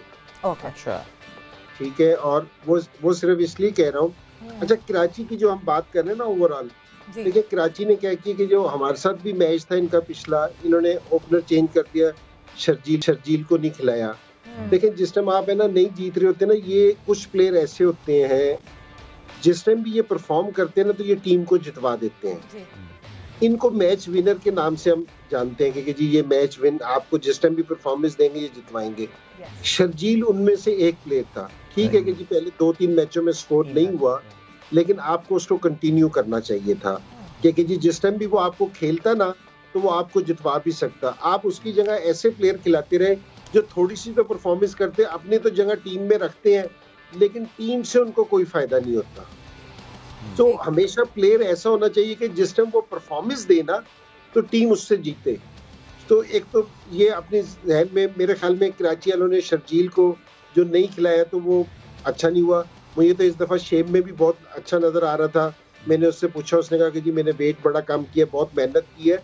तो बास टाइम शुरू में आके ना इस तरह की प्रॉब्लम हो जाती है, लेकिन वो मेरे ख्याल में T20 का जबरदस्त प्लेयर है, जिस टाइम भी खेलता है एक तो स्कोर करता है।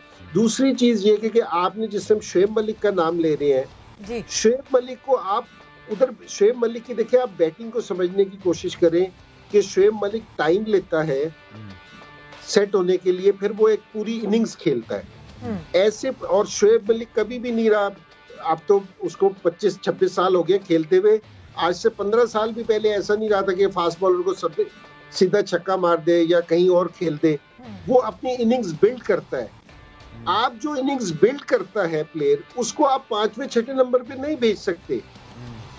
ये अगर आपने इनसे इनिंग्स बिल्ड करवानी है जिस तरह मलिक के, आप इसको 4 नंबर पे भेजें ताकि ये आके अपनी इनिंग्स बनाए। आपके पास जो चीजें हैं आप उसको अच्छे तरीके से यूटिलाइज नहीं कर रहे मेरे ख्याल में।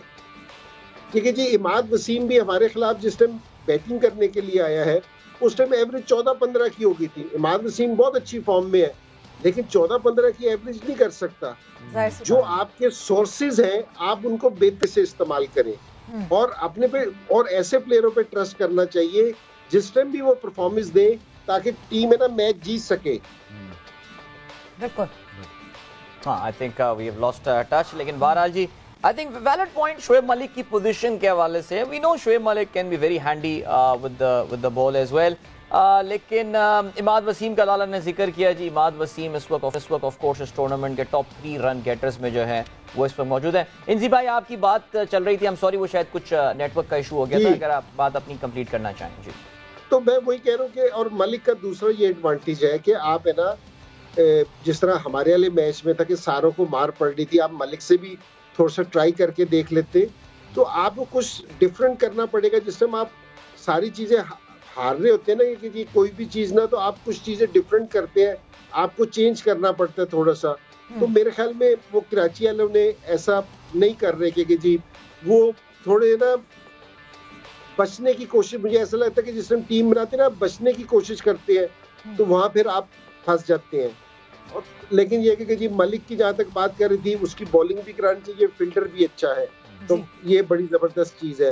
ठीक, मतलब कराची वाले एक्चुअली जीतने के लिए खेलते हुए नहीं लगता है, अपनी हार को बचाने के लिए खेल रहे हैं, जिस वजह से रिजल्ट्स उनके फेवर में माइंडसेट चल रहा है। बिल्कुल, इस हवाले से शोएब मलिक की बाय द वे जो बॉलिंग की हमने बात की, just to share some numbers, 7 matches में शोएब मलिक ने जो बॉलिंग की है 4 विकेटें उन्होंने हासिल की है। और जो अच्छी बात है वो ये कि उनकी जो पर ओवर उनका जो उन्होंने दिए हैं वो 6.63 रन दिए हैं, which is actually quite good. और इतने ज़ाहिर है ये चीज़ काम आने वाली है। वी नो पिंडी में रन्स बनने हैं, पिंडी में रन्स बनते हुए नज़र भी आ रहे हैं। तो चलें जी, बड़ी अच्छी तफसील से बात हुई कराची की टीम के हवाले से भी। मिसबा आपके पास आते हैं और अब तबरेज़ शम्सी भी इनके पास हैं। अगर हम स्पिन की बात करें तो हमने देखा तबरेज़ का पहला मैच अच्छा गया, लेकिन उसके बाद दूसरे मैच में he went for a lot of runs. आपको लगता है कि इस्लामाबाद की पिंडी की इन कंडीशंस में तबरेज़ की अभी भी जगह बनती है? They should play with him because spin bowling options Karachi के पास काफ़ी सारे हो गए। मलिक की हमने बात की, इमाद भी वहाँ पर मौजूद हैं और उसके अलावा तबरेज़ शम्सी भी हैं। सो योर टेक, आपको अगर ऑप्शन मिलती है आप तबरेज़ को खिलाते इस मैच में? देखिए, बात यह है कि अगर हम ओवरऑल कराची की बॉलिंग को देखें, स्टार्ट में आमिर परफॉर्म कर रहे हैं और कहीं ना कहीं इमाद ने थोड़ा बहुत कंट्रीब्यूट किया। बाकी देखें तो मिडिल में और जो नीचे की तरफ आप 10 ओवर्स के बाद की परफॉर्मेंस देखते हैं तो तबरेज़ शम्सी ही पिछले मैच में भी एक बॉलर नजर आए हैं कि जिन्होंने इम्पैक्ट डाला है। तो आपके पास यहाँ तो कोई आउटस्टैंडिंग फास्ट बॉलर हो तो फिर आप सोचेंगे जी हमने चेंज करना है। एक वर्ल्ड क्लास बॉलर जो कि मेरे ख्याल में कुछ साल 1.5 साल या 2 साल वर्ल्ड नंबर 1 रहा है T20 में और यहाँ अच्छी बॉलिंग कर रहा है, तो मुझे नहीं लगता कि उसके बारे में आपको इस टाइम सोचना चाहिए। उसको बिल्कुल उसको खेलना चाहिए क्योंकि बात क्वालिटी की है। आप खाली खाना पूरी नहीं करते। मुझे लगता है जो सबसे ज्यादा नुकसान इस टाइम कराची को हो रहा है वो बैन कटिंग की वजह से हो रहा है। आपका जो फॉरेन प्लेयर होता है वो उस पर डिपेंड करता है। वो आप जब फॉरेन प्लेयर कोई भी खेल रहा होता है तो 10 मैच अगर आप खेलते हैं तो कम से कम उस पर होता है जो 3 से 4 मैच जिताए जी। अभी तक वो बैन कटिंग की जो परफॉर्मेंस है वो कंट्रीब्यूट कर रहा है हार की तरफ, बिल्कुल ही उससे परफॉर्मेंस नहीं हो रही। उस इम्पोर्टेंट स्टेज पे आके जो उसका काम है नॉर्मली नंबर 7 पे आके फिनिश करना और आके वो वहाँ पे रन बॉल खेल रहा है, वो बॉलें भी जो मैच जब और खेले तो शायद कराची 2-3 मैच जीत जाता। तो ये सबसे बड़ा कंसर्न है कराची के लिए इस टाइम, वरना अभी कराची तो टॉप पे कहीं होती अगर वो 2-3 मैच जिनके हाथ में थे जो उस नंबर पे थोड़ी सी भी परफॉर्मेंस बताती। बिल्कुल 6 runs, 3 runs and 2 runs. Yes ये तो एक सबसे बड़ा इशू है इमाम। अगर मैं बेन कटिंग की बात करती हूँ, बिकॉज बेन कटिंग की इस तरह परफॉर्मेंस नहीं आ रही है, मगर लगातार उनको मौका दिया जा रहा है। शायद एक मैच में बीच में बिठाया और उसके बाद बेन कटिंग वाज बैक। एक और ऑप्शन मुझे जो दिखता है उनके पास फॉरेन प्लेयर्स में, दैट्स जेम्स फुलर। अब जेम्स फुलर की अगर मैं सारी डोमेस्टिक उनका देखती हूँ तो he is a very experience player domestic wise. क्या आज चांस ले सकते हैं? बिकॉज डू और डाई सिचुएशन है, सब करना पड़ेगा।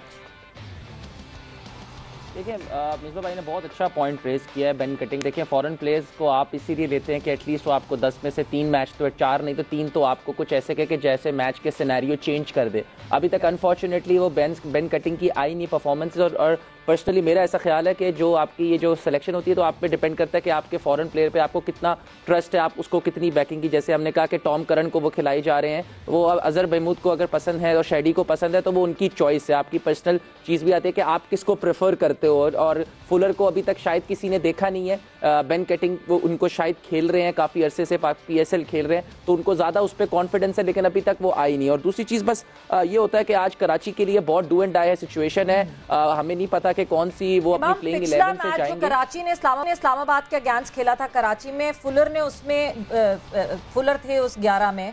सो यस आमना सामना हुआ है, वही इस्लामाबाद के अगेंस्ट ही खेले हैं, वो वही एक मैच खेले हैं कराची की तरफ से। जी अगर खेले हैं तो सॉरी मैंने देखा नहीं इतना गौर से, लेकिन द थिंग इज कि जो बेन कटिंग को कॉन्फिडेंस दिया जा रहा है वो वैसे उनको अगर आप देखें एक मैच खिलाया तो अब उसके बाद नहीं खिलाया, तो इससे साबित होता है कि शायद उनका जो अभी कॉन्फिडेंस है वो बेन कटिंग की तरफ ही है।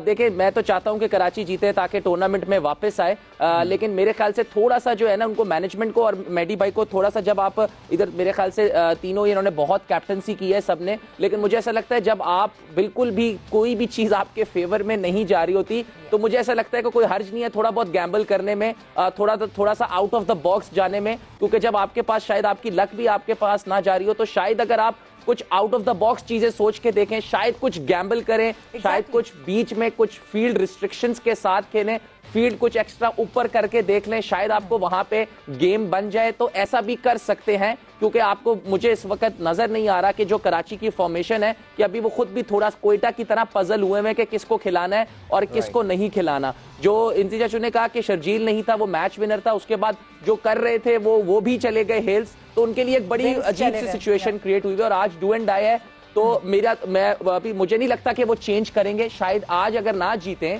तो हो सकता है आगे वो खिलाएं, लेकिन आज मुझे ऐसा लगता है कि वो वैसे ही सेम के साथ जाएंगे, उन्हीं को बैक करेंगे, क्योंकि आज बहुत इंपॉर्टेंट है। तो शायद वो शुएब मलिक का एक्सपीरियंस इस मैच के लिए जरूर हासिल करना चाहेंगे। जरूर ये हो सकता है कि उनका बैटिंग ऑर्डर चेंज कर दें, लेकिन मुझे ऐसा लगता है कि कराची के लिए बहुत इंपॉर्टेंट है, कराची की फ्रेंचाइज के लिए ये मैच बहुत इंपॉर्टेंट है। बहुत से लोग फैन है, मैं खुद कराची की टीम का फैन हूँ, बहुत बड़ी हमारा शहर है और उसको लोग चाहते हैं कि वो ऊपर आए। तो आज इसके लिए इस सिनेरियो के लिए भी बहुत इंपॉर्टेंट है कराची का मैच। अगर इमाम फैन है तो इसका मतलब इमाम आज चाह रहा है कराची को वोट दिया। नहीं, वोट इस्लामाबाद को दिया, वोट इस्लामाबाद को दिया, जीतना चाहिए, पर ये वोट सबका ये तरसिया वाली पॉलिसियां से अपना रहे हैं, के साथ बैठ के खराब हो रहे हैं हमारे बच्चे। बात पकड़ ली है कि मेरा दिमाग से है, दिल मेरा इस वक्त कराची के लिए है। चलें जी, बहुत शुक्रिया। इंजी भाई ने कुछ कहा, इंजी भाई नहीं उसने ये कहा है कि उसे कराची से प्यार है, कराची किंग्स से तो नहीं कहा।